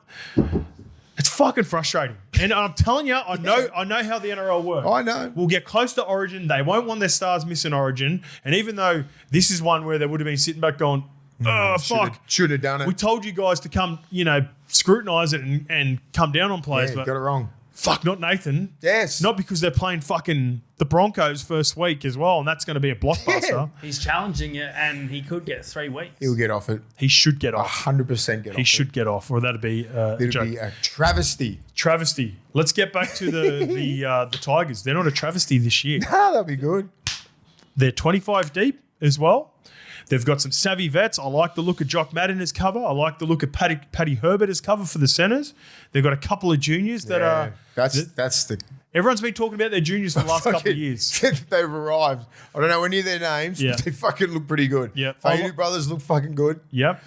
Fainu brothers, but I'm not even talking about them. I'm talking about Royce Hunt. the Leia Lilies. Yeah. I'm talking about the Tony Sukas of the world. I'm talking about... who is that? The 5'8" that come on. Where is he? Javon Andrews. Fucking big body, come on and played 6. The left edge. They look fucking good. The left edge could be one, if fully fit, with Makasini over Skelton. And I What about the footwork from Luai? and I want to clarify that. Oh, that was silky on Nath too. That was silky. Oh fuck, that was silk. Yeah. That was just like bang. Oh, it was beautiful. Oh, Nath too. Oh, he would have fucking. I know loved it's it. only a trial, I don't care. but Jerome would have that frothed was that. beautiful. Jerome would have frothed Oh, mate, I would have. Oh, beautiful. on paper, Jerome Loy, Samuela Fonu, who's not injured this year, who's looking fit as fuck, Yeah, they look good, man. Talon May, That kid. and Hamasi Makasini. That's a problem. Buller. Buller the sweeping out ream. the back. Bro, that left edge, that's silky. I looked at that and went, "Phew, get that shit right. Get your middles working hard. They're not going to win the comp. Top 8. It's to my argument that I had about the Knights and the Bulldogs. Stack your sides. Fucking oath. Stack Front your load, go as hard as you can. front load your best sides. Have a look at Souths. Fuck it. Yeah. How much joy did the right edge have against Manly early on? Because for sure they sent in the extra number on the left. Every team is like, yeah, you get out of yardage, when you want to complete your set. You get over halfway, mate. You're having 3 cracks.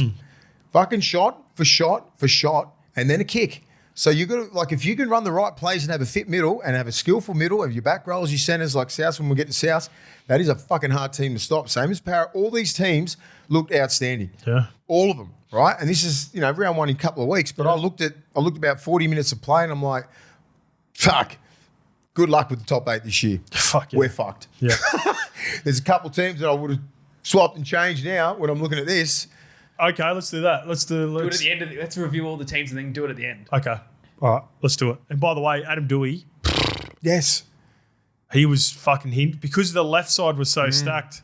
Fuck, he nearly They had a couple sleep on him opportunities. as well. Oh, if you sleep on Dewey, he'll take They're you. fucking smoker. He can He's play. an athlete, so yeah, And he's big too. Watch out for the Tigers. Panthers. So Nathan Cleary was the biggest story. I've got no issues at all with their sort of their main guys. I'm just a little bit concerned. Has all the rest of the NRL poached all the Panthers' best juniors? Try to. Pretty they try- much. Yeah. Like half a dozen are playing for the Tigers, half a dozen are playing for the Bulldogs, half a dozen are playing for fucking the Warriors. No, they have. They're fucking, that's the nursery. That's the best nursery in the game. Because- Always has been. Yeah. You know that. But they're going, come here, come here. There's Because really- these young kids now probably thinking, can I get into this Penrith team? Can I break into this Penrith team? Especially 3 or 4 years ago. You're out. That's a good point. Yeah. You're like, fuck it. I'm going to go somewhere else, play first show. I'm going to sit in. If you're a halfback lock, right? You can sit behind Yowie for another couple of years or 3 or 4 years. Cleary, at least 8. Izzy Katoa took off Fucking 3 years ago. Wingers. Jermaine Hopgood took off 3 years ago because he couldn't get fucking a run. Brian Toto looked Yeah. pretty fucking like bizarre fucking 3 or 4 years ago. Yeah. Like they've still got class players. So you're like, fuck, I want to play first grade. So if you're like 19, 20-year-old, 21, see you later. I told you I spoke to a coach who was part of the development a couple of years ago, maybe 3 or 4 years ago. And he said, mate, he goes, we've got such a good nursery. The hardest thing is we're just fucking getting poached left, keep right, and them. centre. No. Because every time we develop, he goes, that's the hardest part. We're trying to develop these guys to become first graders. We do that. They become first graders and then fucking And the Roosters get them. The Bulldogs are trying to get it. Every team. It's smart. Tigers. There's half a dozen Tigers, of the yeah. Tigers. Well, I you said can't keep that. them. The thing is, you can't keep them all. Yeah. Let's get to the Sharks 48 defeating the Raiders 6. One of my biggest concerns for the Sharks this year, and the reason I didn't have them as part of the 8, I thought Ronnie was going to be not only physically and what he can do on the field, but just emotionally, what he can bring to a team. But fuck, that left edge, man. Trindle looks like I know it's a Canberra Raiders team that will miss some That first ball graders. that He's what he went boom, boom, boom, double pump and then over. He's silky. To He's Stone silky. Street? And Kale Iro, you got to remember. To Hero or Stone? I don't know, one of them. No, he went over to Sione Katoa for the first one on Yes, the right. mate. And then he Awesome. pops up on the Awesome. left for the other try when he catches the ball on the out. They all look good, man. Nico's running. Nico look good. Nico's running. Again, because they sort of bullied him through the middle. It was like early on it was scrappy as. There's a few drop balls. And then once just Adden and Hazelton and the like just bullied through the middle with Raiders were missing taps, all Horsburgh, all their Huddy Young, all their middles. But still, like I said, this is how you're supposed to beat a Raiders team that are missing all their premier players, Ethan Strange and the like. I know Fitzy loves his big boys, but Calhoun and Hohepapuru, I've been saying it for a minute, they provide something that the Sharks have been missing. And if Fitzy can stick with these two in the rotation with a little bit of link play through the middle. Minutes. They need to throw. They need, because gone are the days we can go one out, right? You got to fucking put together like three forwards in one play, right? Yeah. Lead, someone out the back, another lead runner. There needs to be like 3 plays of that. They usually get to the middle, they'll go to the right, then they'll come back to the middle, and then they'll either choose the right or left. But there's always 2 or 3 middles in every single play. So you got to be fit enough and have some IQ to understand it if you're running block plays and all that kind of stuff. So you need that connect. Who's there? Who's that guy? Yeah, Calhoun. He's the Yep, because Calhoun and who was doing it was McInnes. Yeah, he ain't it. And it was pedestrian. Yeah. So you weren't Predictable. you weren't engaging markers Predictable. A and B, and that's who you got to engage, right? Depending how deep you're going into the line, especially when you got a lead runner go out the back to fucking Nico or whatever it is. It's very important, right? So I think if Calhoun can do that, Yep. that's the connect. You always need that. Why do you think Cam Murray and South look so good? He's so fucking good at that. That connect through the middle. It's like the half they don't really have to do that much. You can have a proper shot for shot if you got someone who can play footy. And So when you're over like 30, over halfway or 40, they're having a shot for a shot for a shot. So important that swingman sort of lock player who's just a fucking gun, Cam Murray, Yowie, Yep. There's so many examples. Ruben Cotter, all these sort of blokes. Yeah, Rubes has got enough in his game. Rubes has got enough. Yep. Jakey Jabojevic still can do it. So that's a very important position, especially if you want to have a couple of shots at him.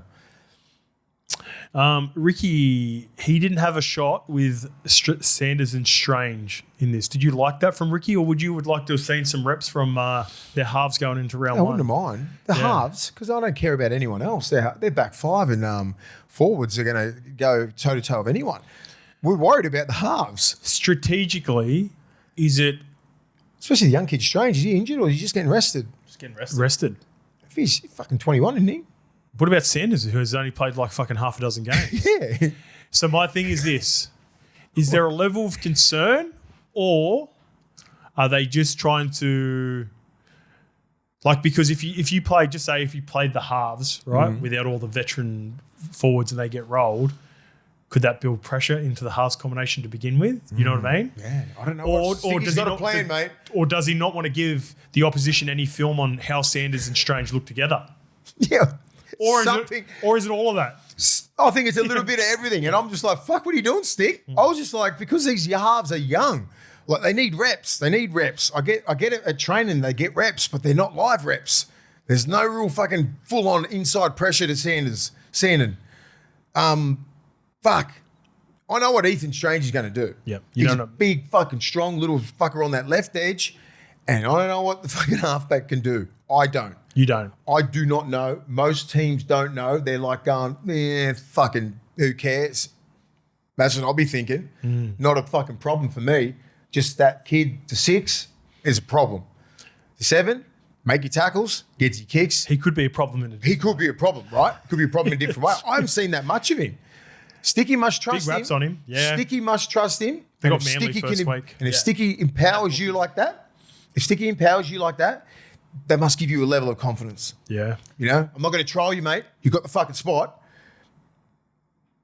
Fucking play. Zero think pressure. Yeah, just the way that Kiri was talking about halves last week. Did Yep. you hear that? He was talking about just dedicated size or anything like that. No, I didn't. It's really interesting. It you was saying? on. Was it on Triple M? Yeah, it was with Grub.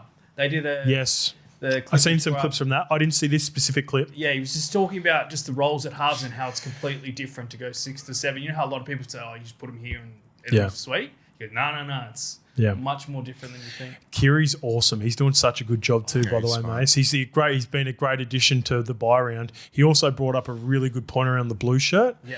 And this is where you would have seen it. So basically he was alluding to how important the blue shirt would be for him, and he thinks it's going to be for the NRL. The only pushback I'd say on that is I don't think the rest of the NRL, a lot of the lower teams, are as in tune as his footy IQ and the way that the Roosters are run.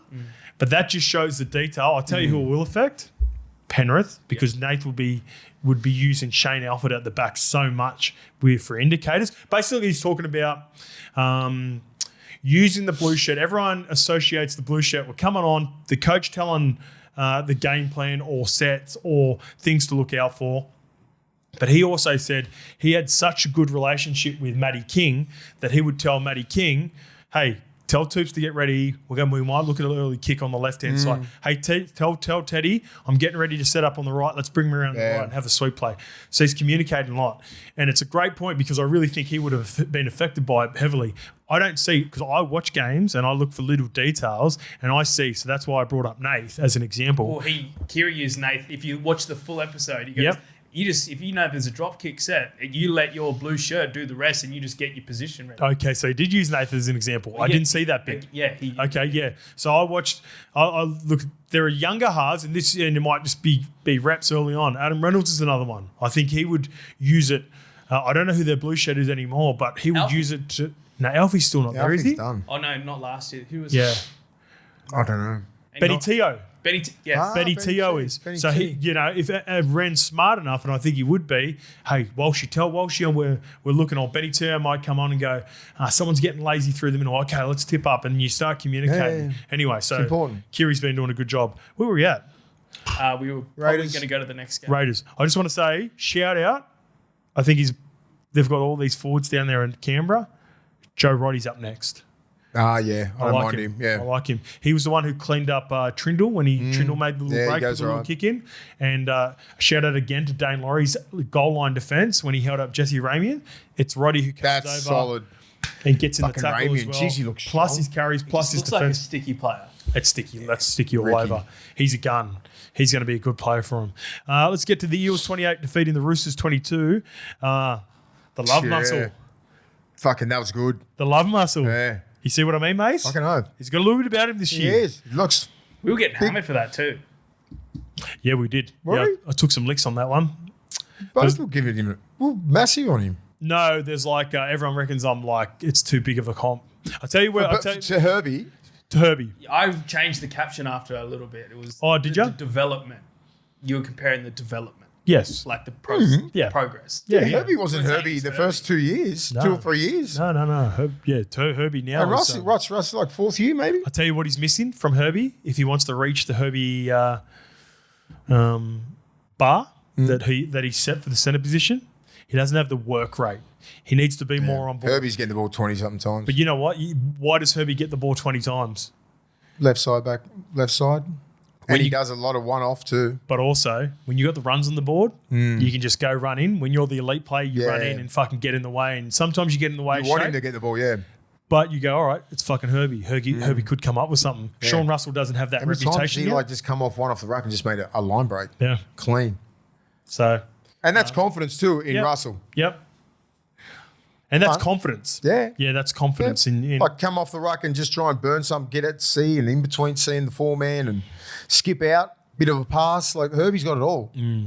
All the good centres do. The Mitch Moses doing extras. Did you see that? Whilst the game was on.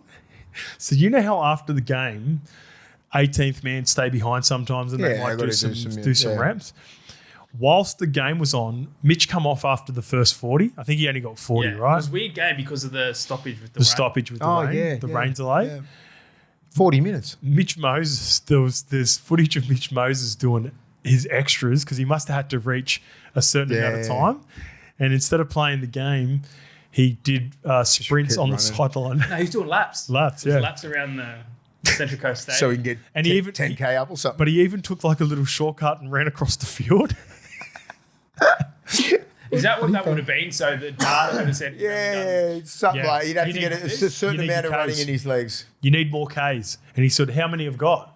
Well, you might need to do 500 metres to 1,000. Yeah. He goes, I'll just do it now. Yeah. I reckon he just. So he didn't have to play. And then they would have just looked at it and it's because it's Mitch. They go, all right, well, we sort of tick in the box. But he's like, fuck that. And then I can go. And this is what I love about it. And I brought this up about 3 or 4 years ago. You know, one of my pet peeves that I sort of rubs me the wrong way is when people who are injured who don't deserve to be in the box are in the box. I love when Mitch was one of those players who should be in the box with the head coach, but he sits down with his teammates. He stayed in his kit after all the way to the death in shitty conditions. His leadership, I like. No, it's good. I've been saying we've been raving about it for a while. He understands who he is now. He's doing everything Very right. comfortable. He's doing everything right.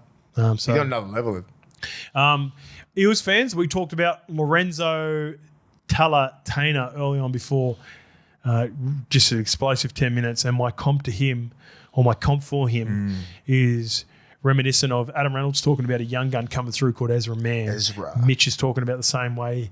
The electric ability, the X factor, all that good stuff. Lorenzo looks like he could be It's a good player. having someone like that in your ranks. What about the first 40 from Sammy Walker?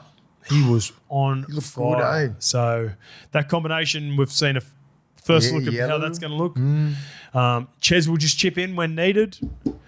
They look pretty good, the Roosters. Yeah, they did. Yeah, like this is a high quality game. It was. Like the Eels, they both stacked the deck, didn't they? Like everyone was coming out to have a fair crack at it, to see how you sit. I think if anyone And I reckon, had a few, I don't really care about the score here, but like probably the Eels obviously do, but the Roosters would be happy with their first 40, 50 minutes. Agreed. And then you're going to put a lot of young kids on, and that's when, you're going to let some tries in, but they defended their asses off. Some fucking good tries scored. It's a quality game. The middles, their middles. The Eels move good. Roosters, their movements are so good. So all I was stalking was the middles on how good they moved, right? And the Roosters were moving good. The Eels were moving good. Dolphins, Warriors, they moved good. Tigers, there wasn't many teams that were just like average movers. They're all fit. So if you've got big fit middles, right? That just saves you so much drama, right? You can, like, your 4-man can relax a little bit because like your middles are putting so much pressure on the 7 and the 9's playing early and they're dominating the ruck. Do you know what I mean? It's priceless. That's why the front rows are worth over fucking $1 million to get a quality couple of middles. I reckon there's a team that's missing that I thought represented that the best over the weekend. Who's that? South? The Titans. Titans, yeah. I was They just made- looking they- at the Titans. They were hunting from the inside Yep. for 80 minutes. Yeah. I was going to mention them, but I'm like, because it didn't, I mean, going against the Storm, I thought the Storm were going to fucking pump them because they had a decent side. Then I just looked at their game. They just move. They're not a big team. No. They're not a big team, the Titans, but they fucking move quick, don't they? We'll get to them in a bit. Sprints. I've got something that caught my eye in the Roosters game. So Angus had a rough game too, by the way. Angus Crichton had about 3 or 4 errors. He was super frustrated in this game, but He did some good things. He'll be He did sweet. some fucking he's still Angus Crichton. But he tried to do that offload. Not Alamotti. Penasini picked it up. Go back. Let's get the clip up for this too, Licky. This is where you should do your best work, and if we can get it, if it's on YouTube. I was in for Instagram after. Yep. Or now. Peep. Yep. This is clip worthy. Peep Spencer Lenu's effort. he gets it, doesn't he? On the Billy Smith try. Yeah. Billy Smith saves him. Billy Smith gets him. Yeah. But if he was to extend, Spencer was there just in Yeah. case. And then he backs it up about 5 or 10 minutes later, because I noticed it straight away. I was going, ooh, good effort from Spence there. And he front loaded when he got on too, and still had the quality carries that he brings when he comes off the bench. Then a couple of minutes later, there was a little late offload. I think it's from our man Matt Dury, finds to Silva. It was Spencer again who cleaned it up. Spencer and Teddy together. Dury he gets in the played right tackle. When your big dogs come up with efforts like that in trials, coaches froth that. Yep. Mate, that'll be video. That'll be video for them today if they didn't do it today or Sunday. Those are the efforts you look through video. That's what you're talking about, movements, Mase, and effort plays in trials, because you can understand a player of his stature just Didn't really have to be there. didn't have to be there. But great signs for the Roosters. Great signs for Spencer Lenu. What I wanted to do was just say with Parramatta, right?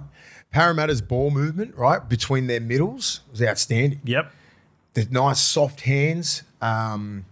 Even the Roosters had that as well. Like they were tipping and then like getting at the 3 and 4 man. Steep's got it in him. Yeah. They got a lot of footy in them. And they're playing, instead of like just one out running, one out, like they're going in numbers. All teams, all middles, as I said before, when you get over halfway, they're running in threes, right? So they'll get The good teams. the good teams, Yep. right? So the middle of the field is literally called, like, you can go just like white, black, grey. Just say like that. And you go, into black, grey, black, white. Do you know what I mean? Whatever you want to work over. It depends who you want to work over, but you get 3 shots at them. So you'll always see all the middles just like tip, out the back, have a shot at them, and then back to the middle, tip at the right post. You know, that's what they're doing now to try. Just moving the ruck. Just moving the rucks around. Just trying to fucking tire these big boys out. So you might get a little rookie who's coming over to the long side, or the short side, and when you got like just say against South and you got Jack White and you got this and that, they'll have a crack at you. I've got an example for you. Roosters did it perfectly when they identified and got Matt Dury at 8 down the short side when Sammy Walker engaged with him. Yep. That's what you're looking for. That's what you're looking for. That's what you're trying to get. That's what you're trying to get. So these little halves are like just around the back where your middle's like working them over because they can hit the front guy, bang, just like an easy play. They can go at the back. Yeah, there's a lot of different, it's very nuanced in all that kind of stuff. You got a good fit middles, that's what I'm saying. So the best middles in the game and the fittest middles, your team's usually going to win the game. Broncos, right? And you were saying play footy. This is a big rap. You were telling me that you think a player could also take this to the next level and he's part of Parramatta. Yeah, Dylan Walker. I would put him in Origin. He'd be that perfect comp for like, just say, you could play anywhere. Kid could play centre. He's played for Australia and New South Wales before. Yep. He can play. He's put on size. He hits hard. Mad with the ball. He's a really good connect. So Connor Watson better watch his position this year because he ain't guaranteed that shot. Because we lost last year, remember? So these guys aren't guaranteed anything. Eels have a fucking great start to the year. Dylan Walker is a big key to that side. Eels have got a tough schedule. Yeah, good. It's good. Yeah. Who cares? Even better. When you dust them all up and he's out there playing 50 minutes off the bench, whatever, just moving the ruck around like he does, you can't sleep on him either. He'll run step through you. He can pass. His skills like a 5'8". So he'd be my benchy for sure in New South Wales. I like that shout. Yeah, like he's matured over the years, right, as a player, and he knows his role now perfectly. Knows his role perfectly. He can play 9, 13, centre, halfback, whatever the fuck it is. Yeah. Who cares? He's probably one of the only guys who can play all those positions. It's a good shout. Really good He shout. was the big reason now. He's Season sort of shifted last Agreed. Yeah. Everyone alludes to Mitch Moses coming back, but before that, it was Dylan Walker. Yeah, Dylan 2 or 3 Walker. games before. Proper problem. Yeah, let's get to the Titans. 42 defeating the Storm 12. Jeez, that was is it shocking? Is Storm didn't rest? How many people did they rest? No Hughesy. Coates is out for the first 12 weeks, which makes sense. Why they're going so hard on Lomax too, by the way. Oh, you think that's been under the wraps for a while? Yeah. Yeah. Yeah. I think they've known. Yeah. It's a What's huge part of the reason. What's up with is his foot? Yeah, Achilles or ankles or something like that.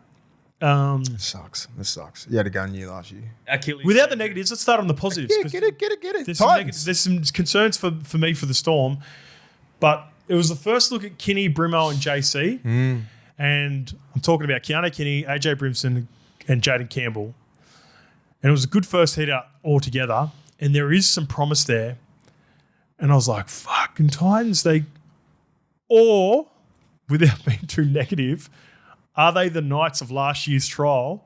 Remember when the Knights pumped the Roosters? And the Bulldogs, didn't they? Pumped you No, guys the as Roosters. well?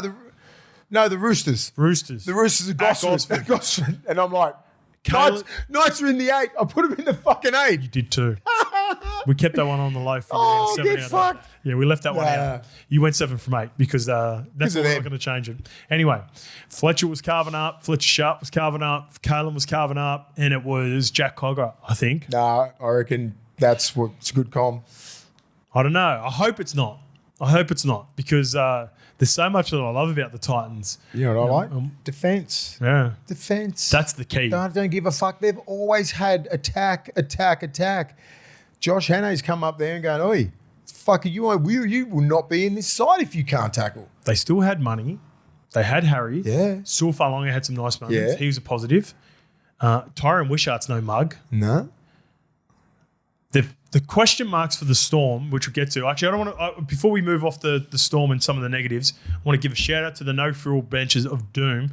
Now, can these guys play like this at NRL level week in, week out? Because Kurt Byron, I told him, get skinny at the line. you see the Is it post Kurt calling an Oz tag? Kurt Morris. Oh, no. What are they calling him? They called it an Oz tag. No, because like just say you practice. No, you practice at it, right? No, I tell you, they will taller. But like because like at training and stuff, like I always say, when you get to the space, right, get skinny. Try and move your hips a little bit. He's so small, he has to find Yeah. some sort of advantage as well. Did. Yeah, I looked at it. It's fucking he could do it, and he kept his balance. I was like, how good's that? Cooper Bai, Yeah, Tukey Simpkins, Tukey. Adama Howe, Ho. Yeah, he looked good, strong. Now, again, they've got to take it to the next level. I already love Chris Randall. It looks like Yeah, I like Randall. he looks like Paxton's going to get the starting gig on the right. Bo Thurmore, we've been fans of him for a while. Tino back in the front row. Fodawaker. You know what? I think it's a fucking decent side. Tino back up front. You just get that sort of. There were times over the last couple of years when you put the 13 on his jersey. Yeah, he wants the ball play. He just gets it slightly tip-on-y. Yeah, but he has to. But it's he not thinks in his natural. head, he has the ball play. It's not natural to him. No. When he plays front row and he hunts from the inside and leads Different that mentality. way, Different mentality. that's a different Tino. Yeah, man. That's the Tino I want every Yeah. week. That's the Tino who can go toe to toe with Payne Haas, Akeem Haas. Akeem Haas. Yeah. And Chris Randall's got silky enough skill to play through the middle and be Gun that fucking guy. defender, Chris Randall. I like Chris Run at him, he'll bend you fucking straight in half. I reckon Chris Randall's one of the more underrated players. No. in the He league. can fight. You don't sleep on him. I've been watching him for a couple of years. Yeah. Anyone who runs at him and Yeah. thinks they're going to they get fucking pumped. You know who Chris Randall's comp is? Donahue. No, Donny as in an OG one. But yeah, I like it. Both similar to the guy we were talking about last week that I loved, Casey Maguire. Casey Maguire. Both of them have a bit of Casey Maguire about them. Smaller, Casey Maguire was a dog. undersized, could play 9. Dog. If you run straight at him, they'll lick Casey you. will fucking pump you. Yeah, all three of them will. Yeah. Beautiful, beautiful tackle tech. There you go. There's the comp of the day. Nigel Plum. Plummy. Fuck, he can hit. I Yeah, hate running him. Plummy's more of a Tommy. No. Tommy Plummy's Gilbert. a different level. Yeah. All right. Yeah. So let's get to the storm. Is it an ugly storm? Was that an ugly storm? Was that a disappointing storm? I don't know what the fuck was going on because I was coming in and out of this game and I was like, yeah, the Storm should win this. And then fucking 42. Obviously, when they bought all their starters off and started all these younger kids, that's when they They were played in it. pretty deep. Yeah. Like, Yeah, no, fuck it. Yeah, they were on there for a long time. I feel like Harry and Money played about 60. Yeah, they did. But it's the other little pieces around. In saying that, there was like 3 tries in the last. It felt like in the last 10 minutes. Just put that to bed, Storm. It's not a good look. Yeah, a couple of players I'm excited about that. I think that Cooper Clark's going to be a player for him. I don't think with Sean Bloor missing and Where's he? Where's he? I think he's off field. Is it? I think there's an off field issue. I believe so. Someone messaged me and said there could be an off field issue. There's no fucking back row. Yeah, they've got no back There's row. no back row. Like Lasati, and I thought Lasati and Joe Chan were going to be competing for one position. Yeah.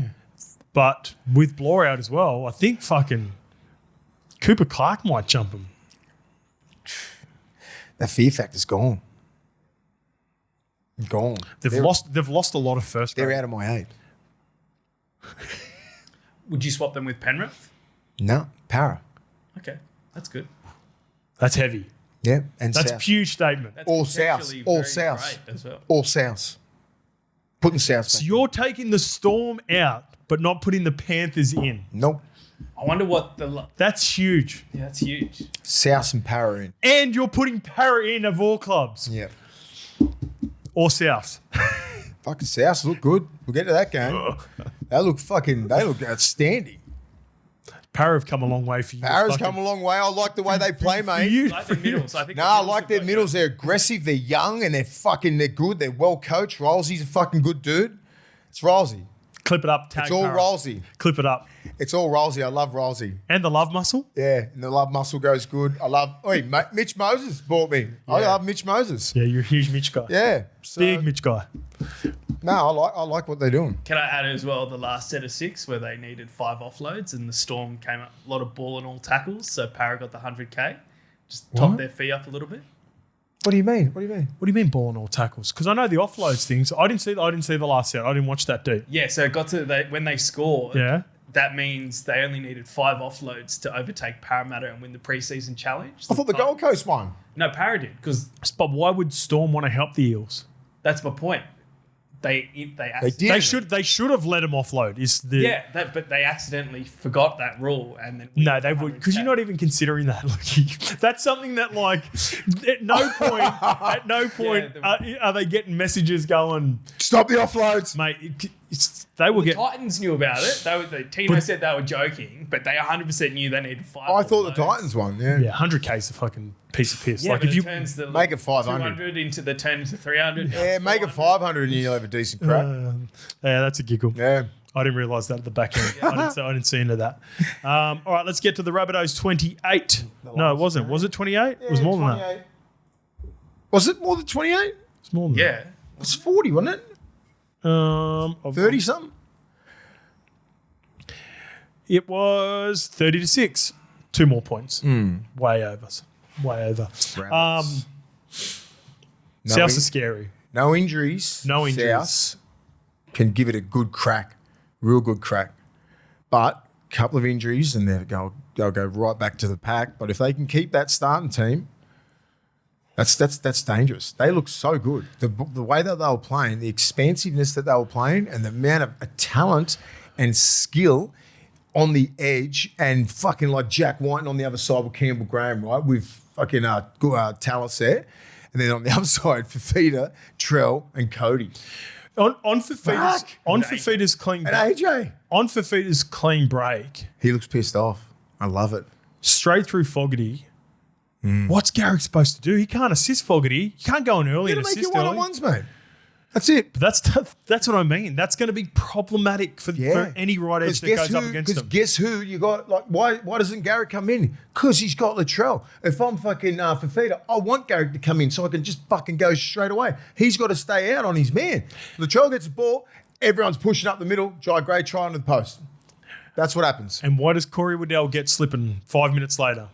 Because he's looking at that fucking edge, and then Cody Walker goes straight through. Yep.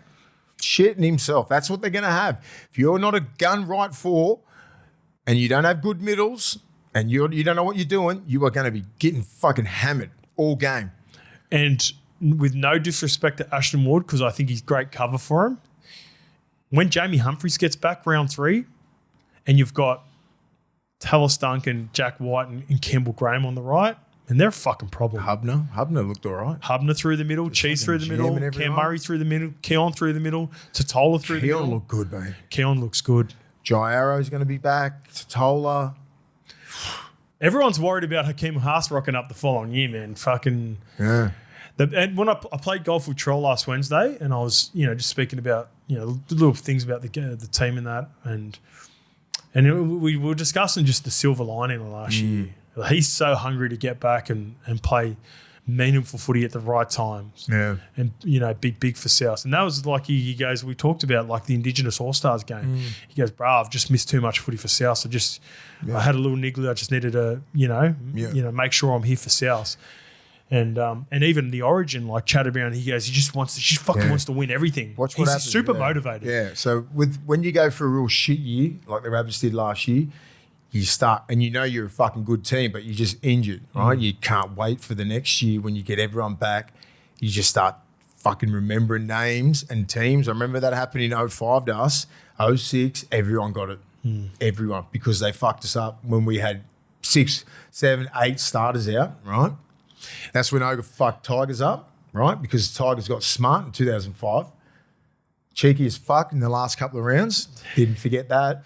I said, we'll get you fucks next year when we're fully stacked. And that's why that went out, right? Everyone was getting it. Because we didn't have the troops. You got all the troops back. Now fucking do it. I'll tell you what's going to be really juicy. There were games where the Souths got blown out last year. Proper. And you remember the Jai Arrow incident? And I don't even think Ezra... That Brisbane? But I don't even think Ezra and Walshy were doing... They weren't even like antagonising. No. He was just fucking pissed off. He was just frustrated, right? But there were games like that. And Jai Arrow... There would have been video, and Wayne will have all of it. Jai's like, wait till I get my fucking boys back. Jai wasn't even playing in this game, but Jai would be like, wait till I get my fucking crew back. Because remember a couple of years ago, go back all the way, rewind all the way back to 2023. South went up to the Broncos at Suncorp I'll get you the exact round. 2023 and absolutely bullied The Bronx. Broncos. Yeah. Broncos went on to obviously play in the grand final that year. And 32-6 in April. that's the Whoa, one. looky. There we Nice, go. nice. So 2023. And I remember walking away from that game going, They can win the comp. they can win the comp. They can beat Penrith. They have not been healthy since about halfway through that year. It's been that long. Yeah. They've had so many injuries. Now, are they getting a little bit older? Yes.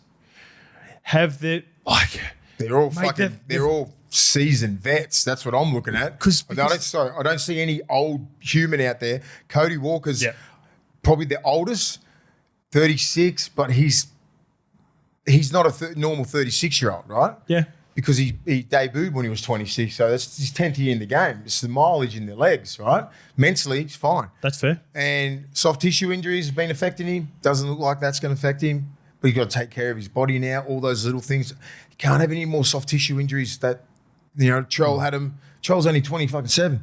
You don't get those old injuries when you're in your fucking mid-30s, right? there a thing- Your calves start going. Where they've got so much data on what went wrong last year that they That can have learn to so be. much from it. If they Wayne would be Science, fucking etc. all over. Wayne would be all over that shit. would have spent their entire off-season trying to figure out what's been happening with the injuries. Fucking shoes will be getting different shoes, different boots. It'd be fucking happening because it happened too much to go, this is just like unlucky. It's like, what the fuck are we training on? What sort of, boots, this, that. Like, so, not sure what sort of changes they've made, but it'd be, Wayne would be all over that. It even feels like when I was watching their best possible lineup, probably without maybe Jair and Alex Johnston, they were probably the two only locks to be a part of their best 13.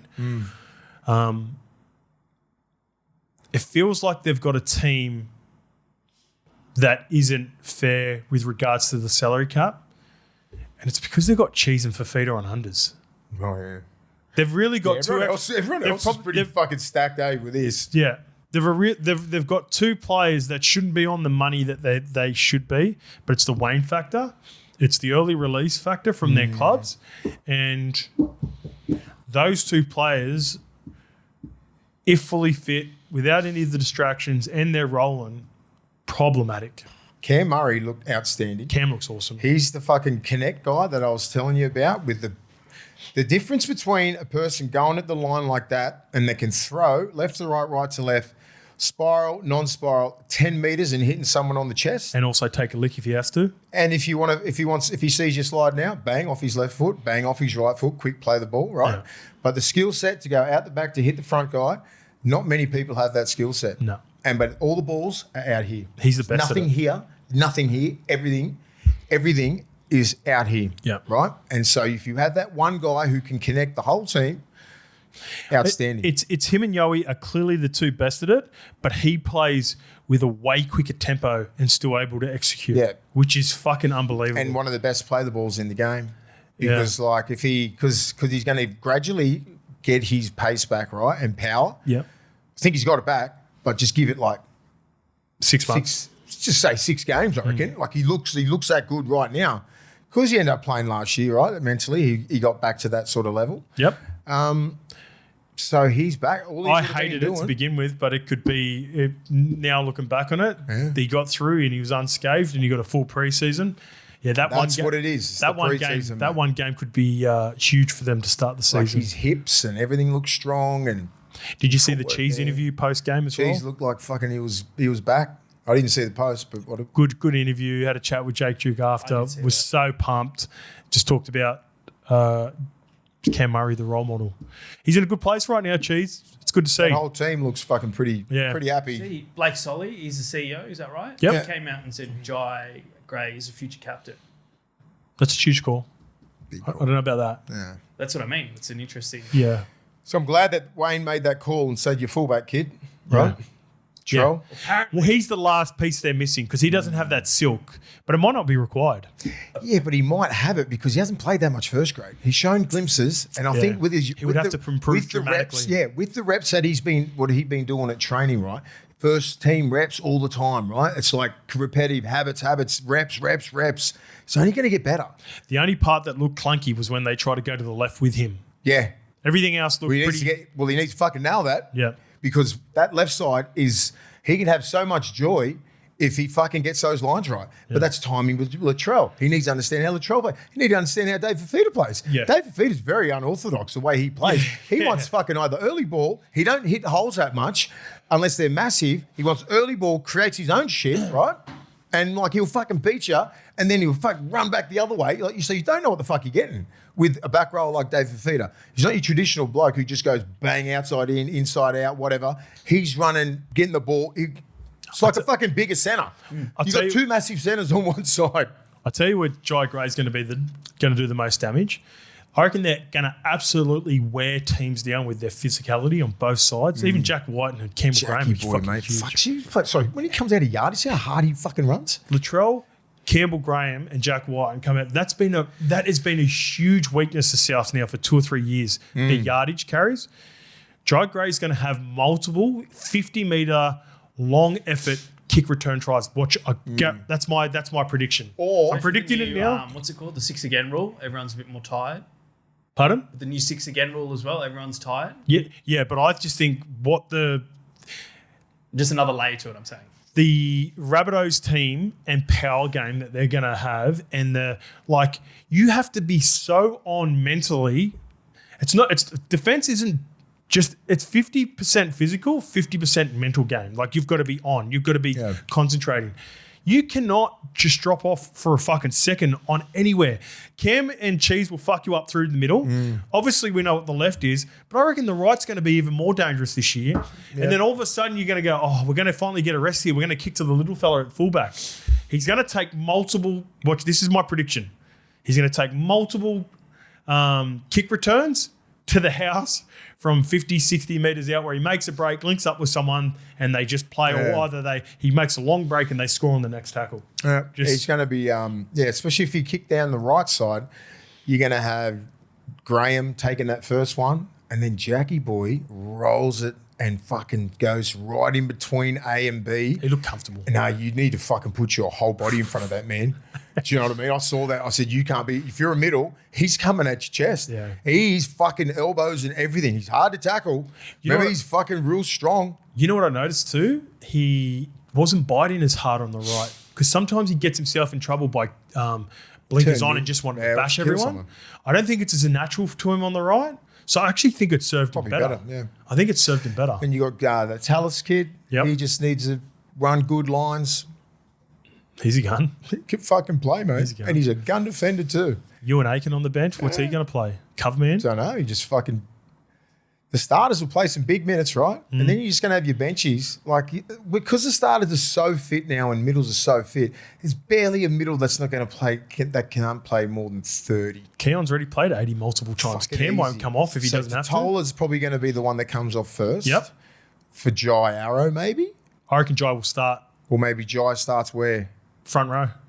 Yeah, whatever. Yeah. And then they give Jai a spell. Give Tola a fucking off the bench. Yep. 10 minutes just before half. Yeah, I think that works better because Jai's more of a, he can play a lot of minutes. Yeah. It's good balance. It's a balanced team. Manly didn't. Manly looked okay. I think Paseka looked pretty good in my eyes. I was happy with him. Happy for him to be back. And I think he sort of realised and looked in the mirror and said, I'm fucking 6'6" and 122 kilos and can move. No one can fuck with him when he's rolling like that. Takeaho looked good. Yep. Both front rows look good. Back row looked pretty poor. Who do you put in there? Is Ben going to start? Ben Trebojevic starts straight away? Is he your dude? So none of the turbos started. So my best possible forward pack, and they've got to figure this out as well because Waddell and Nathan Brown at this point in their careers have their depth pieces. Yeah. They can't. Man, Nathan Brown cannot be a part of your fucking best rotation to start the year. He's just not that dude anymore. But if he's cover, awesome. It's like we were talking about before with some of these guys, 18, 19, 20, 21, to have a vet like that who's you're not required to play big minutes. But it has to be Kobe Hetherington starting at 13. Yeah. You have Jakey up front with Taniela, or you Taniela, and you bring Takiaho off the bench in that role. He's the impact player. Ben on the left, Olakuatu on the right. Oh, fuck, I forgot about Olakuatu. Yeah, Molo wasn't playing, so that's huge. Christ, hang on. Yeah. See Molo on the right, Benny Travojevic on the left. I want to see. I want the young guns to play. Fucking Seeps is coaching for his job. Yeah. He should be really looking at it and going, I don't have enough time to fucking start this season slow. Let's get it up. So with Hugo Hart with the Nathan Brown thing, Yep. I like Brownie. I love the way he plays. He plays hard. He adds energy. But he needs to understand, he gets a lion's share of the ball, right? Too much. No, because he's fit and he's always on the ball, right? And his timing is good because he's a vet, because he understands how things are played out. He does a really good, on the right side of the field, in, out, overs. But he needs fucking people hitting some holes. And he needs to pass. But I wouldn't fucking run a hole off him. That's my point, mate. But he gets the ball a lot. Because he's, again, credit to him for his fitness and being having the energy. Yeah, fucking know. But there were a couple of times where there were little half breaks or quick play the balls, and he comes screaming in. On the fourth play. And fucking gets in the way, and the dummy half has to go, double pump, and then fucking throw it behind him. Yeah. So he's got to move out of the way. And then that's also Fogarty and Brooks' job. I don't know if Brooksy's got that in him to say, hey, Brent, fuck off, get out of the way. Fogarty's just new to the club, so maybe that takes it. But I'll just remove him from the picture because, like I said, during the middle part of the year when there's Origin on and people are getting tired, if you bring Nathan Brown on and he brings that energy, there are going to be games where he can have an impact. But same as Waddell, you sort of know what you're going to get from him. I want to see more Hugo Hart. I want to see more of Simi Leafai. I want to see more him. I even like the look of that Jackson Levi, Sheriff Schmidt as well. He's got but Bullymore and Hetherington, when they come on the field, that's what got the and Simi and Simeone, Leafai. Yeah. When those three come on the field, that's when the Manly went from 12-0 to hanging on, and then they went off, and then the game blew out again. Yep. I'm with you because it's the same look, right? I feel like no. My frustrations. I want to finish off this last bit, and then you can have your take on it because I watch Manly closely. Yeah.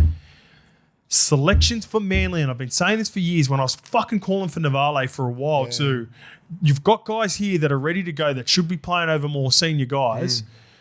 Make the right decision, otherwise it's going to be a fucking rough start. It looks the same. It looks the same as last year, right? With Nathan Brown. I love Nathan Brown, but he should be coming off the bench, just fucking simplifying his job, go forward, not taking the fucking ball. Because I watch it, right? And if he's just Paseka gets a quick play the ball in the second, you take the third and jam it in, right? Don't you ever dare take the fourth play because you get a quick play the ball and you're taking the meters. Don't do that because I see some players that I played with. They used to do that shit, fourth play, because they know fourth play is a shot. You got to have a shot. I don't want you jamming in behind the A and B for nothing, right? You got to have a shot. If he gets the ball, bang, you got to be able to flick it. If Cam Murray does that, bang, pass it 10 meters to your fucking 5'8". Yeah, do shit like that. Cody can sit a touch deeper, and Cam can look like he's going to take it up. You could go bang, and then you go okay, boom. But that's the thing. You can't look the same as you did last year. Yeah. Right? You got to have a lock who can fucking ball play or just make a shitload of tackles. Yes. That's it. We don't have that. Yes, exactly. So Nathan Brown isn't Cam Murray, so I don't even want that. Play the fucking power game. If you don't have it, exactly. It. But he tries to a little bit, and it's you either got to do it or you just run the ball, get it under your fucking wing, and go as hard as you can. Yes. When he does that, I love Brownie like that. Yeah. I don't like the ball playing, right? He's doing that at a power. And he fucking gets the ball a lot. Yeah, yes, it is. That's what I'm saying. So limit that and just fucking do what you do. He's a good player. He's tough. Yeah. But agreed. Fucking Kobe Hetherington on there. Just tighten that middle up defensively. He didn't even have that many receptions. I think it must just be the couple of moments. It's just a couple of moments that will. I think he gets in the way in critical times because I wanted to see his receipts because I thought he was going to have way more. But also, he's got 12. What do you got? 10 hit-ups? He had 8 hit-ups, but he had 12 receipts. Felt like he had way more, but he's also got 10 in the bin too. Yeah. So he would have had about 15. Yeah. He usually averages 15 to 20. Anyway, I don't want to keep bash Nathan Brown. This is more of a criticism of Siebes. It's my shit together, Siebes. Joey Walsh? Make better decision. That kid, he can play. He can play. He's got good build. His fucking legs in that. I reckon Let's- he's like 250. I'll tell you what, they're already desperate for him, Manly fans. So I'm going to get up the schedule here. So we go Canberra. That's a huge game at 4 Pines, Fogarty's ex-team. What position is he playing? If there's a team that you want to catch at the start of the year, that we think is going to be good, it's probably Canberra, right? Yeah. Until they figure out the Sanders Strange thing. That's a real opportunity for them. Then they got the Knights round 2 coming back from Vegas. They got the bye. Manly got to go 2 from 2 to just for Brooks and Fogarty's sake. Yeah. Because if they go 1 from 2 or even worse, if they go 0 from 2, They get beat by the Knights. They'll get the spoon. when Ches returns for the Roosters in round 4, he's going to be going up against Joey Walsh. And they'll win. Joey Walsh can play. I don't know what I fucking You saw. had him in your 8. Who? You. Yeah, he Reluctantly. fucking through and through, mate. He Can doesn't give I a fuck. change it? Yeah, you can. No way. I'm sticking with them. But here, this is what I worry about, Lukey. It's sort of how at times how I felt about other teams, and I've even teams that are like, I feel like they make the wrong decisions. Like there's a top 8 team there, but do they make the right decisions that allow them to become a top 8 Yes, team? I agree. Manly, I look at that team and go, that's top 8 team. Fucking South threw everything at them, 12-0. Yep. They still stuck there. No Olakawatu, Yep. right? It was a big No fucking Tom, loss. no Jakey, no Benny. Yeah, so there's fucking no Tom, no Olakawatu. You can't. That's 2 of your best players, right? So I'm with you with Manly. You get Paseka Takayaho, Olakawatu. So they're in your 8 now? No, maybe they are. Yeah, got a top his 20. top 8's top 13. What about because Seabold's not a Jason King guy? Does that play a factor? That it's like, you know how like the CEO often wants to have. For sure it is. For sure it plays a factor. Not that it'll go against, like, that's why I said I love the appointment of Kinga. Kinga's not going to hold that against him too either way, by the way, in my opinion. Black and white down the middle. It's black and white. It's Get fucking results. whoever's won it. Win, Get- you win games. Get the results. Yeah. Let's see some promise. Let's see some upside. blood, because Ben- some fucking talent. Yeah, mate. give me some young kids. You know how Parra pulled the trigger on. Yuck, that didn't sound right. That didn't sound right. Give me some Take me young out of the kids. Epstein files. Don't cut that out too. Leave it in because it's a giggle. It's a giggle. It's a Of giggle. course. It's a giggle. Go on. Not what happened to the Epstein. We get cancelled. Cancelled for sure. How Parra pulled the trigger on Brad Arthur because everyone's like, Riles is you need to get Riles, otherwise you might miss Yeah, Riles. Willie Peters. Willie Peters, do you think that could be? Well, how many fucking chances can you get if you see Like, who else is on the merry-go-round? Not merry-go-round, but like who's coaching the carousel? Yeah, who's the carousel? No one else excites Willie me. Peters. That's Yeah, it. but he's straight- He's on there by himself. And maybe Ben. No. He's on there by Nah, himself. Hornby nut doesn't Young? excite me. No. None of those guys. Willie Peters is riding the carousel by himself at the moment. Just like that, going up and down, up and down. Get me on. So he'd be looking at the fucking Eagles going, that's a fucking promising team. I've been there before. I know how it is. You want to slip up, Siebes? I'm going to take your job. He's been at Souths too. Could that be a PNG play? Who, Siebes? So if Wayne goes PNG, All the chats. I'm hearing Wayne's going to stay now. Those are the rumors. Cleary just came out and said he doesn't want PNG, like Ivan. Hmm? So that, Bellamy. Didn't Bellamy just yeah, extend? it's weird because Gus might come out of retirement and just go coach the Kummels. You love Shamus, so who do you want him to get? I'm still a little bit in shock that I'm annoyed because I thought he was such a good journer. Yeah. I'm annoyed. Like, there's a huge gap in the. He's not a good journo. No one is. Yeah, but like, Nah, Shamus is good. he's I a good like content Shamus. creator. Then I'll give him that. Yeah. We- Puts out good. We rugby league watch content. more of the content that you don't. Buzz is the best comment. But at least we'll get to trip over to the PNG compound with Shamus. He'll take us there. Well, fuck yeah, you talk about him every episode, so Yeah. you want to take us Yeah. over. You go. I'm starting the PNG podcast. You fucking get over it yourself, mate. Any changes to your top 8? I want to put South in there. I want to put South in Parra. I want to take Melbourne out. And who else then? I'll try to get him up for us. I got No, I know who I'll put in there. Sharkies or Warriors? Warriors, yeah. I'll take the Warriors out. Because they had the fucking collars on. I don't know, like, what are you doing with the collars? I like the collars. No, you can't. Hot take, I reckon, even as a player, surely you don't want anything that Top can get dollar grabbed. with the That's why they gold got rid of fleet collar. Yeah, so why is this evolution of bring back the collar? No, It looks vibey. because no, it's nostalgic. No, they got rid of them because of Yeah. Yeah, but the jerseys were like this back then. No, I know that, but like they got rid of him. I remember in about 2006 or 7. So 2006 collar, 7 no collar. From there on, no collars. Right. So because fucking you try to, I'll fucking grab you by the back of the fucking shirt straight down. Shout out to that charity match as well. There was footage of Nilso absolutely ragdolling another. Well, you can look what Trell does with you get him half a fucking jersey, he'll throw you in the top fucking row.